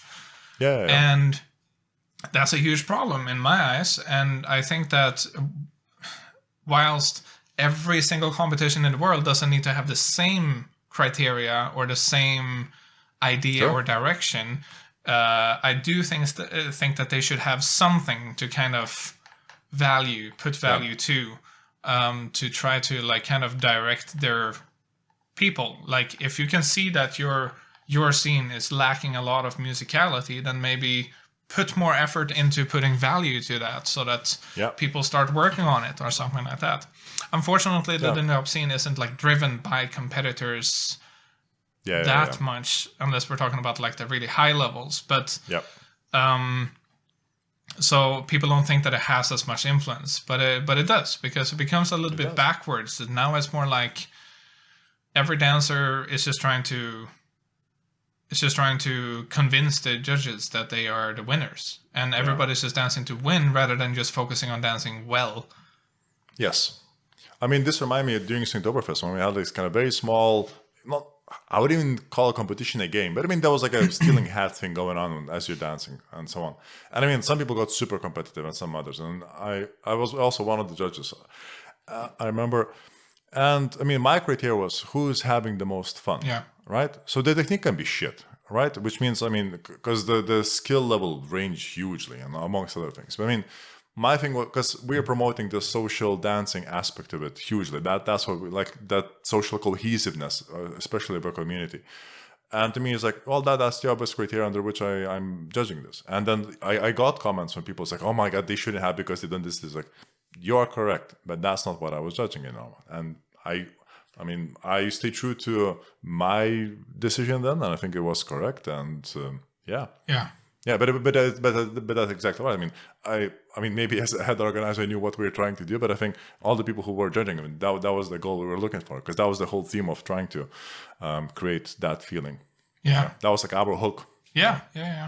And as I said, like, it doesn't need to be the same everywhere. So, but anyway, so like me and Andreas started working on this, started to like work more into this thing that they started doing it, or that they did once, I think, at Harlem. Yeah. And we did it in terms of like, okay, but what's actually good dancing? Like, how do we put it as well as we can on paper, even though it's an art form and clearly not measurable by any like way, but finding that wording that kind of makes sure that we can include almost everything without having excluded anything, and but still not being like too Humpty Dumpty about it, and like just too generic, so we started working on that, and the first tryout is going to be on this Turkish competition that is basically, they've launched their whole thing today, I think. So all right, how's it called? I don't know. I can't pronounce it. I'm gonna butcher it if I try. And okay, then I'll add the link. Yeah, we're gonna have the link in the description. So basically, what this is gonna be, it's they've actually done a really, really, really impressive job in getting not all maybe, but they've gotten like, I think it's 18 different dance schools in Turkey that has gotten together to organize this competition, which is really, I think, really cool. So it's not just like a big competition tried out by one or two schools, and it's a big effort as well, because these are like, some schools maybe that doesn't usually cooperate or something like that. So it's definitely a big effort from all of them. Mm-hmm. So first of all, that's a huge deal. And then fantastic. We have, they basically wanted to try out the system. So this is going to be the first kind of experiment with that. Yeah. And so what we've done to try to even things out a little bit, in case we would be completely off with one of our theories, is that we have these 5 thematic judges, and then we have 2 judges that judges traditionally. I know you compared notes, basically. No, it's all combined. Oh, okay. So these are like, you have the musicality, technique, artistry, style, and it's solo jazz. So instead of connection, we have repertoire, which is basically the content of your dancing. And on top of that, 2 traditional judges by the sense. And we all put ranks on. So it's not points, it's ranks. Yeah. And then we seed them as per usual. Interesting. Because I remember, I think it was in Birmingham, like in the Jack and Jill finals. So I got the second place, and then they released the point sheet. And no, I think it was also ranked by the judges. And the funniest thing to me was like, for one judge eyes, I was number one. For another one, I was last. And for others, I was in the middle. And I was like, well, this is fascinating. Yeah, yeah, but that's very typical for the cases of when judges haven't talked about it. There's no direction in the competition, and people are just clearly judging from their gut feeling or their personal bias, or whatever their opinion is, and whatever they prioritize. Yeah, exactly right. What values they share with the dancer at that point, moment even. And I think that like in a perfect world, I think that very few people would disagree that like all of the topics that I mentioned earlier, for example, should, like, if any of those shouldn't be addressed at all in a competition. I think that there's very few people that would disagree about one of those topics, let's say. Yeah. There's definitely going to be people that think that maybe one thing is more important than the other, but that doesn't really matter. Then we just put that person on that topic. That makes sense to me. Yeah. But this is just a guarantee to make sure that everything actually gets judged, so that it's not selective, because sometimes you can see like prejudice or bias in terms of like that I might be enjoying your musicality and you're doing just as much, but I'm not enjoying that. So like it doesn't become like very fair, let's say. And so we're trying to do something about that, and just creating like an even playground, or even like inspiring others to do a similar system but better. I mean, if anything, even in the worst case scenario, like it doesn't pick up, but it starts a conversation about judging, to be more transparent, and that is, I think, a win-win regardless. Definitely. Right? That's what we want. We want not only the judges to be starting to talk healthily about dancing, but also the dancers to talk about dancing with the judges and amongst themselves, so that like you actually understand what the values are. Because right now it's just a mystery. Like, oh, okay, I'm going to do this competition, but what is it? And that's why like a lot of people goes to the judges for feedback, because you don't know. What's going to happen. But now, if you judge by this system, you have the feedback on the sheet. Like, okay, I got low musicality points or high technique points, so I know what I need to work on. If I need to know even more, I go to one specific judge, Yeah, I mean, I would definitely would have appreciated this kind of feedback. But maybe once again, because I'm trying to use my analytical mind in becoming a better Lindy Hop'o. But I mean, this would have been insane, because like, so from Sky and Remy at Snowball, like they both emphasize my basically footwork and solo jazz, kind of that side of things, like technique wise. That's what I dropped the ball most. And I was like, I can only agree with that. That is my obvious weakness. But I think once they said it, I mean, just kind of in a good way reinforce my suspicion that this is what I should focus myself on, if that makes sense. Because I mean, even when I use like when I compete. And I say, even if I get to the finals, my attitude is still, well, let's just have fun. Mm-hmm. Like, I mean, I'm still coming from a social dancer attitude. Like, I'm not kind of putting any special things or flares. I mean, just let's have fun. I mean, obviously, you're in a spotlight, so you have a bit more adrenaline running through your body. So you end up doing more fancy, exciting things to yourself. And that's fantastic. But I know definitely some people just switch on into this kind of competitive murder kill mode. And I'm like, shit. But at the same time, and but I think the problem is, I mean, not a problem, but like then an area which I can improve upon is exactly that. Then I never know as a consequence what I can improve upon, because I always come with that attitude. Well, this is who I am, like it or not, that kind of thing, right? Mm-hmm. So when it said so, just like, of course, Jesus Christ, I need to improve on that. Because it's just like, the footwork and everything. It's like, fair enough. So then I worked on it a bit, but then obviously COVID happened, and then it's like nothing. Yeah, difficult to find motivation nowadays. Although after ILHC, man, it's back. Oh, how it's back. Like, I haven't felt, just randomly, I was standing at home, it's like, I'll just do some scissor kicks. Yeah, I think that should be good. Like, or just some like Charleston basics. Come on, let's just remind ourselves how to move the hips. I mean, have you watched the ILHC? I haven't gotten a chance to watch them yet, but I intend to. Like from the Invitational, where the best of the best compete.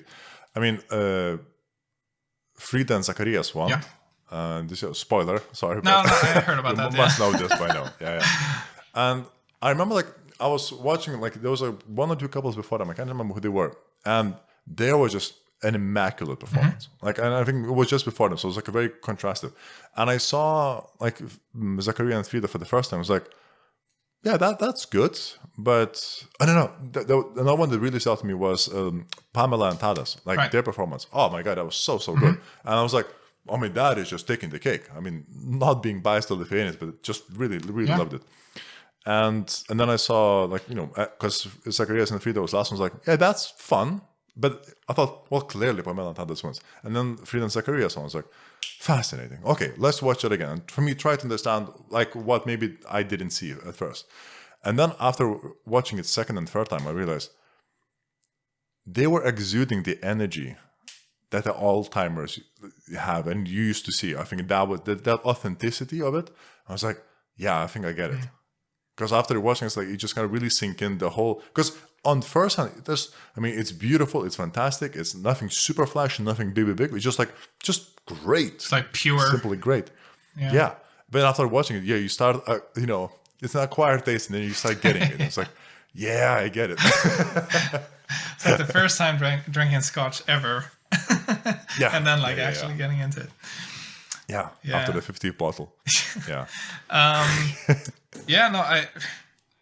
And like, because we also haven't really received any, like, granted we haven't talked with everybody about this, and it hasn't become like a wide known thing about this theory that we have going on for the judging. Yeah. But so far we haven't like gotten into any like discussion with anybody that has been like, no, I don't think this is a good idea at all, or like all they have is like questions, and then as we elaborate and explain more, they understand the entire concept and so on. The one question we got that was like probably the hardest one to answer was, and we've gotten it several times, which is like, yeah, but how is this actually better than just normal? Why not just do the normal one? Yeah. And because if you think about like the perfect circumstances, it shouldn't make any difference at all. Because if you have 5 perfect judges, then they should all be judging by all these criterias. Sure. Regardless of who they're watching, what they're watching, and when. But we know that the human factor is not going to allow that. Yes, it's too big. So it's just too much. As a researcher, I can vouch for this. Like, that's the one thing you must eliminate first, human error. Yeah, exactly. So it's just like, I do expect that if this would blow up or something like that we would like, that it would become like something that starts being used everywhere. The danger is a little bit that like it becomes a little bit too academic.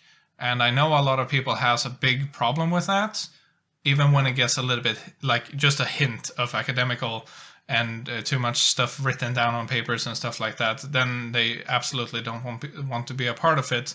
And I definitely understand their point of view, which is why I try to, find that wording that actually makes it work in all aspects, rather than ending up with what happens, for example, in the sport dance scene, where it's all so summarized and so compressed that it doesn't do it justice.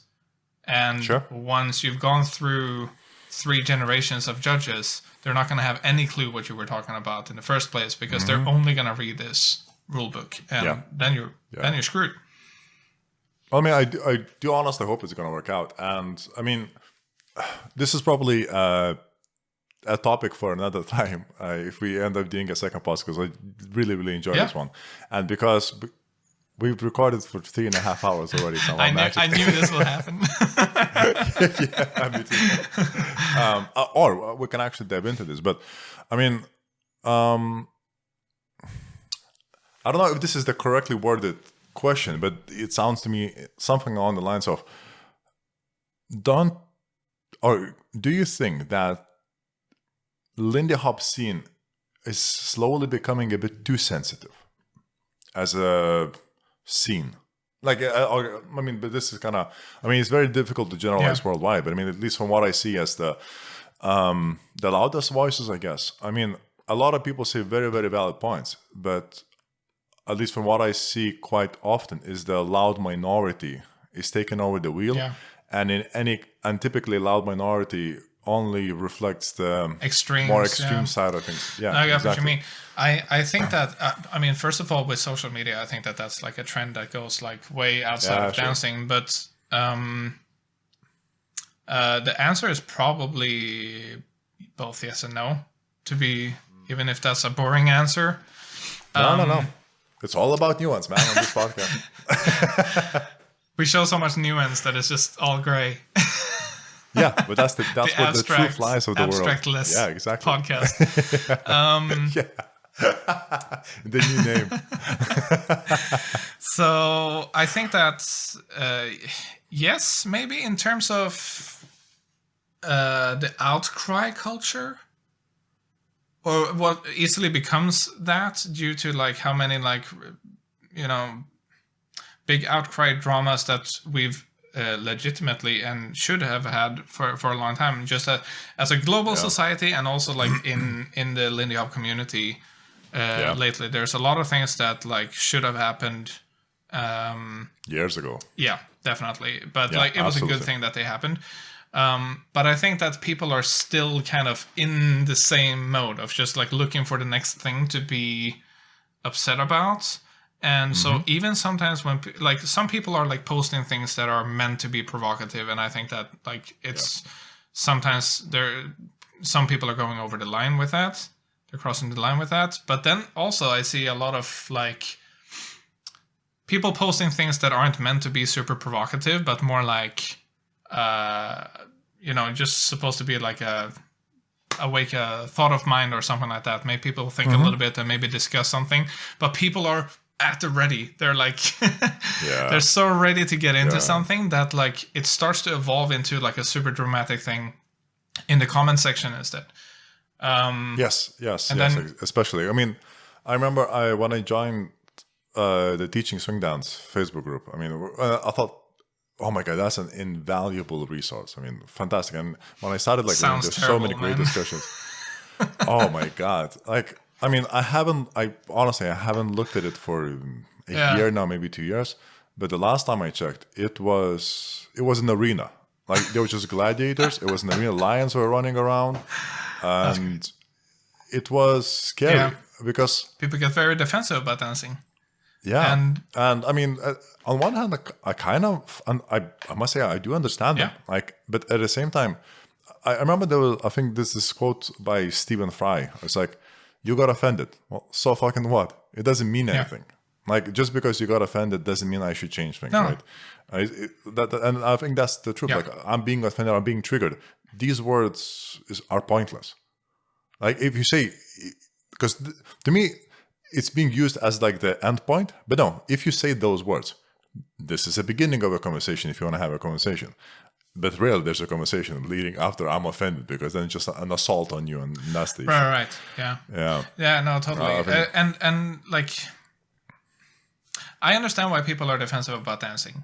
It's like, it's an easy topic to be offended by. You know, we grow up, we are constantly like made aware of how we move, how we talk, how like what we do, how we walk, like whatever, and you can get picked on by any of those things if you do something wrong. Absolutely. Like if you think about like high school or something like that, like your body language and so on is something that is so fragile and important to you, even though you don't necessarily think of that as the first thing, and it probably isn't the first thing either, but it's like, it is definitely up there.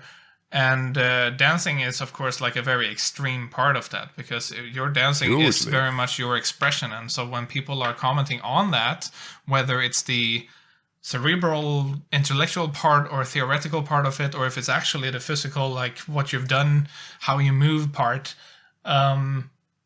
it's very easy to take offense. So I understand why people do get offended, and why they start like staying on the defensive and kind of like lash out. Just like super important to kind of like take a step back and understand that that's not what the comment was meant for. Usually, like if somebody says, "Hey, you dance like shit," like obviously they're going to be the asshole, but if they just say like, I don't appreciate that, whatever, you know, like you have to, you really have to take everything with a grain of salt and realize that you're not the only one on the internet that doesn't mean to hurt someone, like, and everybody else is out to get you.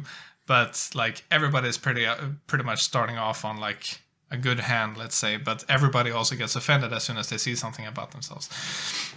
Yeah, and but to me, I think it's like there was this. I can't remember even the thread, but there was this one comment, like 30 comments down the line, and I think there was a lady who is at the earlier stage of like Lindy Hop'o career, and she started with like, I do not mean to offend anybody, so I'm sorry if it does. Basically, it was like a disclaimer of like 5 lines of text, and then the question started only. And I was like, if you have to start your question with a disclaimer, I mean, this is not healthy as far as I'm concerned. But I mean, I guess I'm purely thinking from a dialogue point of view. And I mean, maybe because in my mind, that's the most honest, open, and efficient way of communicating without, I mean, some people want drama, some people want intrigue, you know, some people want manipulate, or whether you want power plays. Definitely. Cool. I'm interested in communication. I'm interested in sharing ideas and discussing things, laughing, crying, whatever. Like what we're doing. Like this is exactly why the podcast was born.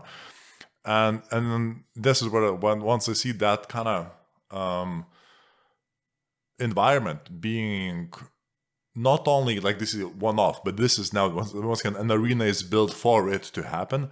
I'm like, I'm out. Yeah. Like I don't find it useful anymore. Even though it is a treasure trove of great information, great tools, like various techniques on training and explaining words, explaining ideas, it's there. I get it, but the packaging of it, man, it comes at a high price.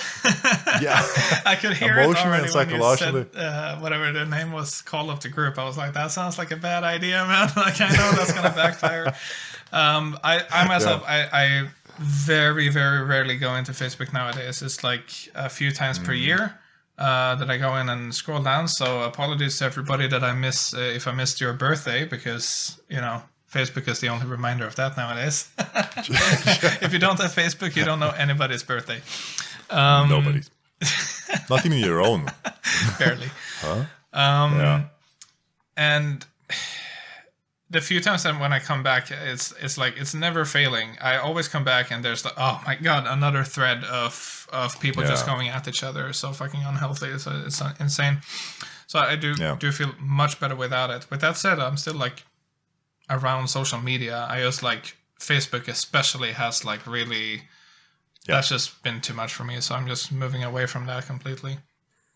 I think that's a very sensible choice. I mean, for me, it's basically just Facebook is the network I currently have, like established. I mean, probably if I establish another one that is more, even though I think I filtered my Facebook feed enough now that it's just chill. Yeah, exactly. So for me, that was a problem because I was like, I'm not going to start filtering. Like, you know, freaking all of the different people that has added me over the years just because I went to just because I taught their class once, and now I see all of their posts. Like Guilty. No, but that's not the same because we ended up like actually getting to know each other and so on. Sure. And even though maybe that's the intention of everybody who adds me on Facebook, but I don't think so. And what happens is just that like it was gonna take too long. Like I'm not gonna start filtering through the content of 5,000 people. You know, like I get that. I'm just gonna leave it be. And honestly, even that would be like that process would be depressing, even if I would feel like it. So I just honestly felt just like you grab some whiskey, a cigar, a machete, and you just fucking slice and dice. Fucking brutally just execute everything. No remorse. That could make some great content. That's all I'm saying. No, but so I honestly felt better just like kind of throwing it away and then using other stuff instead. And I'm very silent on social media nowadays just because I was that exhausted by Facebook. So I have this like lurking account on Twitter that I don't follow any dancers. I just follow like gamers. So that's like my social media for gamers. I just like, okay, I'm just gonna like do something completely else here. And then Instagram I use very rarely, but sometimes go in there and check it out and so on. And that's a lot more fun because that's like people don't take, like usually people take very nice pictures. Yeah, here's a photo of my cat. Yeah, exactly. There's not much to complain about. So like, and even if the caption of that picture would be something super negative, at least I saw a cute picture of a cat, you know. Yeah. That's right. Yeah, it definitely has it's dopamine rush type of advantage. And I mean, I know like when we were preparing Springtoberfest, that's where it was very useful for me to have Facebook, because I mean, people knew who I was. At least they recognized my name, which definitely helped with marketing. But it also just the different groups I was part of by going to various events, and just the people that was just made it so much easier to spread the word.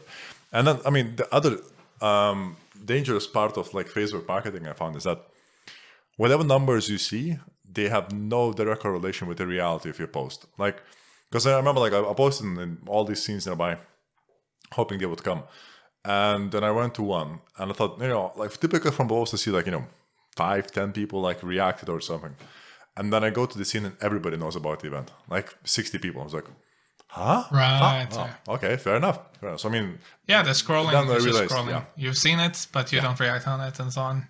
Yeah, exactly. But the information still managed to reach more than I hoped as a consequence. Yeah, that's true. I mean, I can daily, and I have definitely seen a decline in like how relevant me and Isa are because we both kind of like stepped out of Facebook during the same time. We saw that it exhausted us almost, even if we weren't a part of like the discussions, because we've been silent, like not super active on Facebook for a very long time, but we were still in there and like and then we just saw like that, damn, like it's just being unhealthy for us. And like, I don't mean like, as you said, like we could have filtered it and so on. So like, there's definitely means to like adjust and so on. But like, we definitely felt a lot better just like throwing that out the window. And we've talked about like going back, and then we try, and then it's like, immediately. So I don't know exactly how we're gonna get out of that, but I definitely see the negative impact it has on us. I remember. I think it was like we were doing a small little, not a show, but just like we were just gonna like social dance in a mall kind of with some of our students, just to try to like get some people interested and so on. Yeah. And I did a post for that, and that was like my first post in like 1.5 years or something like that. Right. And it was like seen by, I mean, it has 0 interactions. Sure. And I'm pretty sure nobody saw it, because like, you know, the algorithm has just made me completely irrelevant. Yeah. So exactly. like, it doesn't matter what I do at this point. Yeah. So I definitely see the negative impact on that. But then again, like, I am the answer. And that's it. At least so far. So... Or you can hire a social media manager, I think they're called these days, a person. For sure. Just you can outsource this thing if you obviously see the potential value. Oh, yeah. I mean, if you're being booked almost weekly throughout the whole year anyways, in non-COVID years. Yeah. Probably you're doing everything right. Oh, right? Yeah. No, I mean, like, we're confident in the work we're doing, but like, you know, it's... social media, it took a little bit longer to get into like the Lindy Hop'o community than it did to like every other community and so on, but it's definitely in there now. Like that's safe to say that social media is definitely playing a big part, and some people are playing that as a fiddle. I mean, like they are so good at it. Oh yes, absolutely. And I want to be good at it, but I'm not, because I'm just one of those people, like, you know, like write something, then I feel too embarrassed to post it or something like that, and then I just like kind of don't. Sure. So I mean, to me, like these days, I just use Facebook fundamentally as a Visa card box. Like I just kind of, this person I know. Like, hey, maybe how are you doing? What's up in your life? I use Messenger a lot. So like I have Messenger installed, and then like I just don't scroll the Facebook feed basically. Yeah, I mean, to me, it's almost like, I don't know why, but I've developed this also like antipathy to the Facebook feed. Like if I see even myself, I notice there's this dirty aftertaste of like, I just scroll for this shit. It's like, why did I do that? But that's how I also started seeing other people. It's like, oh, why are you like in this mud just watching filth? And it's like, not like that extreme level, but there's that aftertaste of that for sure. Yeah. But at the same time, I mean, it's a tool.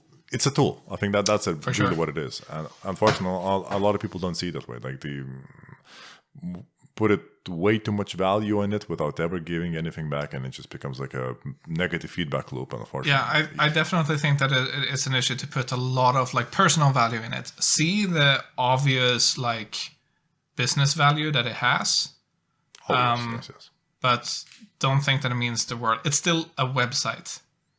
Like imagine.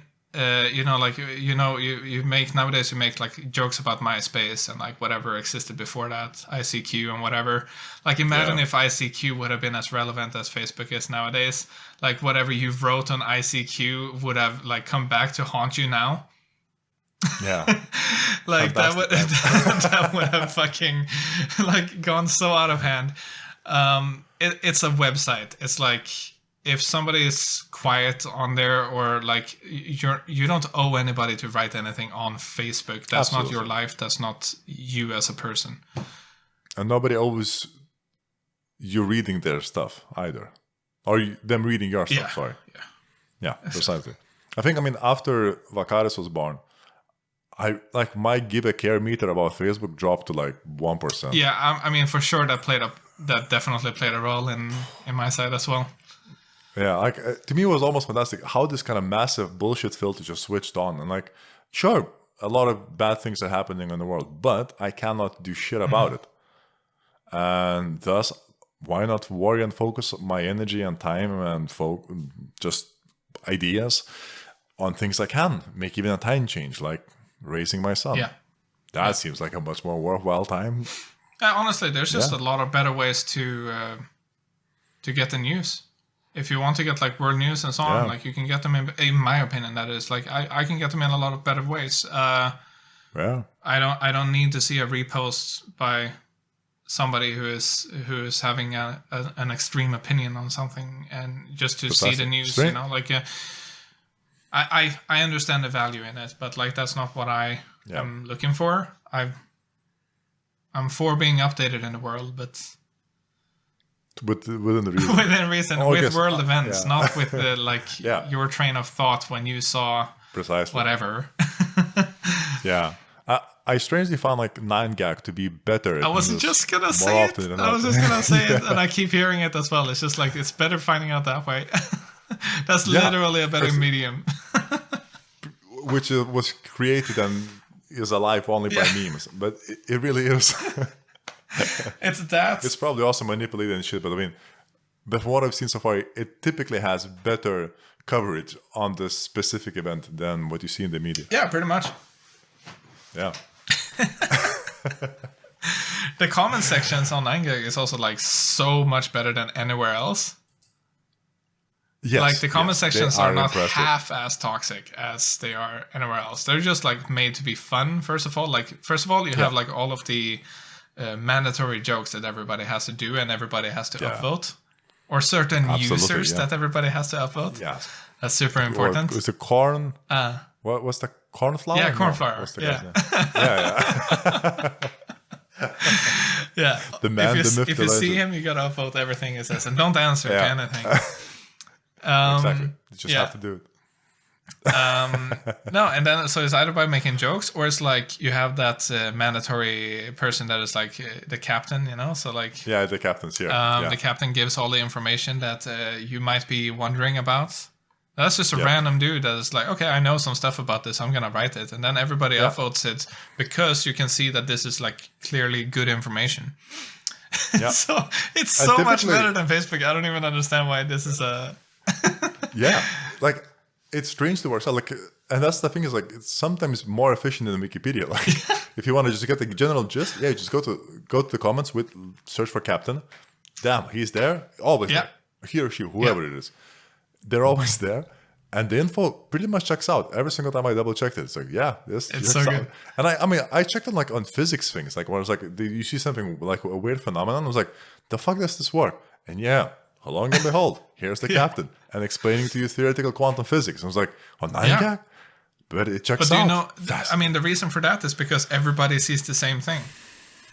Yeah. In Facebook, you have the stream of you see the relevance, it's just the relevance between whoever you're friends with and whatever, and who you're following. Yeah, and what topics you typically tend to spend a second longer than. That means you're more engaged on. Yeah. So it's it's just very simple to get the proper person who has all the actual info to get him upvoted or her upvoted, because everybody's gonna see it, and then you have the clear upper hand. You know what I mean?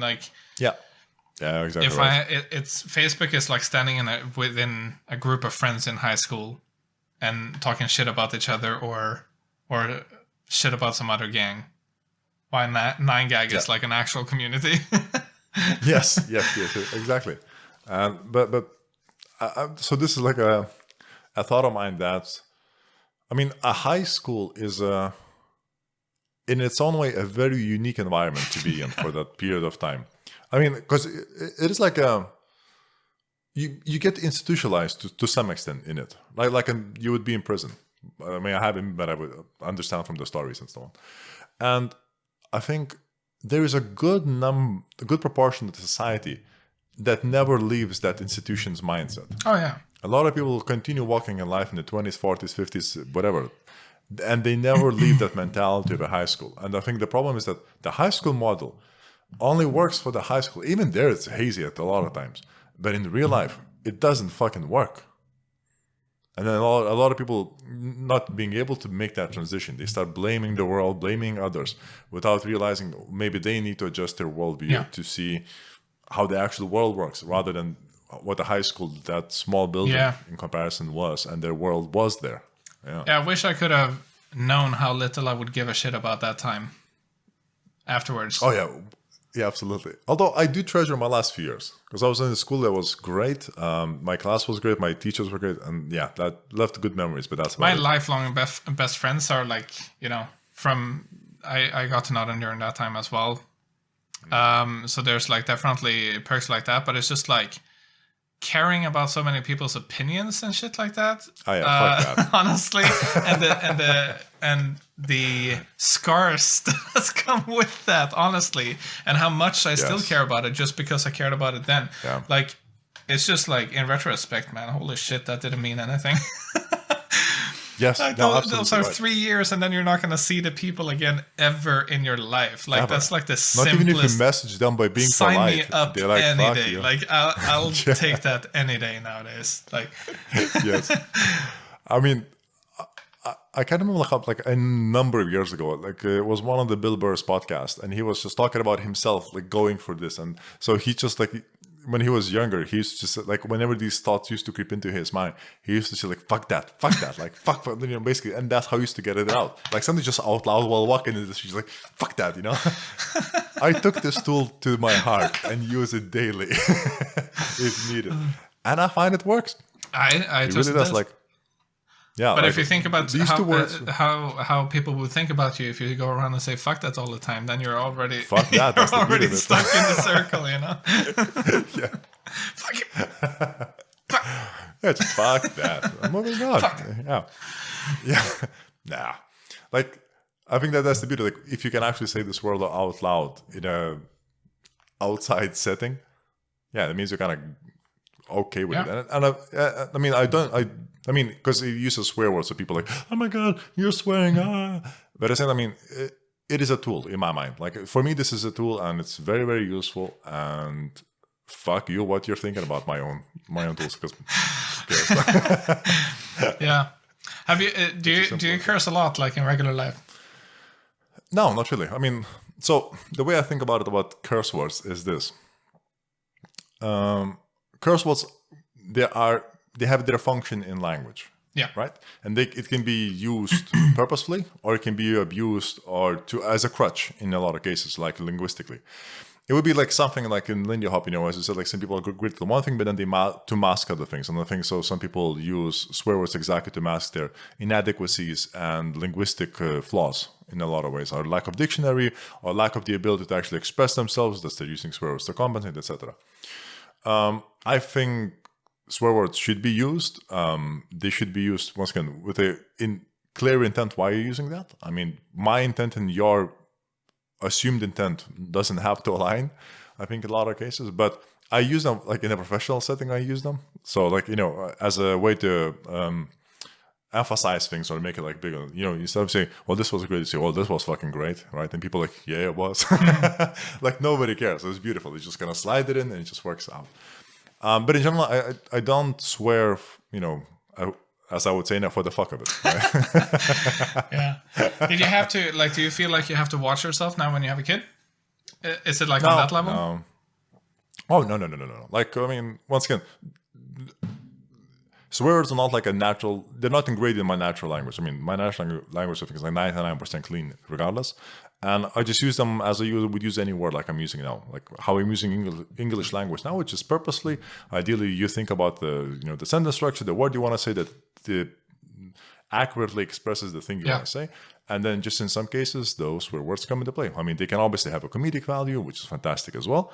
But at the same time, I mean, I do try not to just, throw them around willy-nilly. Like they have most of the time at least, they have a purpose. Yeah, they have a function that they do. Yeah. What if you're always agitated and you need to always... I'm thinking Bill Burr style. You always have to curse, Well, then you just swear. And then just fuck, yeah. Clearly. No, I definitely... I mean, like, okay, so my daughter is over 2.5 months, 2.5 years old now.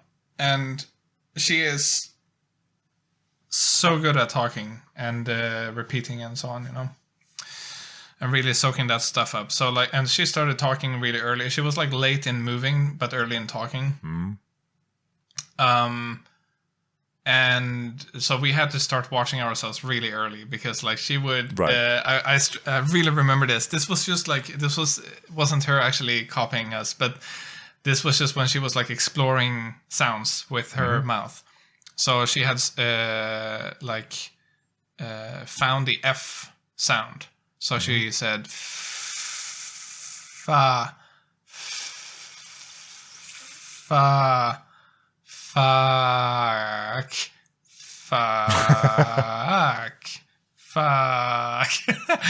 and just kept saying it. And I was like, fuck. Yeah, you said it, girl. Oh man, that was so funny. And then obviously, like not reacting because like if you react, it's just gonna become a thing. And thankfully, like I managed to keep it together that didn't become a thing.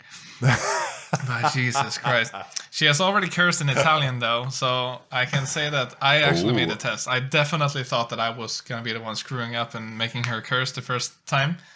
But it's actually you said that's made that happen, so I'm like, score. I didn't drop the first F-bomb. That's not even in my language, so it's like, that's fine. So far, so good, yeah. Oh man, that's awesome. I mean, I do hope that I will be able to teach Vakaris one day about swearing and what it means. Yeah. But yeah, because I mean, unless I'm wrong about this, but at least that's kind of my current philosophy on swearing. I think it makes sense. Yeah. But I think it has a bad rep. I think that's the problem. Yeah. Because a lot of people interpret it in a shitty way. And then it's like, oh, fuck you. And you, how dare you say that? It's like, for fuck's sake. Oh my God, even more. Fuck you. Fuck you. Oh man, that's so good. I love that one. Oh, that was good time. Right. Well, we've done over 4 hours. I mean, this is way beyond what I expected. I mean, this was fascinating. Also, like, I didn't feel how those. I mean, we started chatting probably almost 5 hours ago now. Anyways, doing the prep and everything. It's hopeless. It's hopeless. It's awesome. I think that's the word you're looking for. This has been awesome. I mean, it's 1:30 here, so I think I'll pack up and get ready to go to work tomorrow. But well, I mean, Pontus, that was awesome fun. Thanks so much. Thanks for having me. Absolutely. I enjoyed it. I think we actually went through most of the questions we want to talk about, which is great, always a win. But at the same time, explored so many different things that I definitely found this conversation, and I think it was a conversation, to be fascinating. So thank you much. Thank you very, very much. Hopefully we can repeat this again. Yeah, that would be fun. I think it would be good fun. Cool. All right. Right, thanks, and good night. Bye. So now some siege.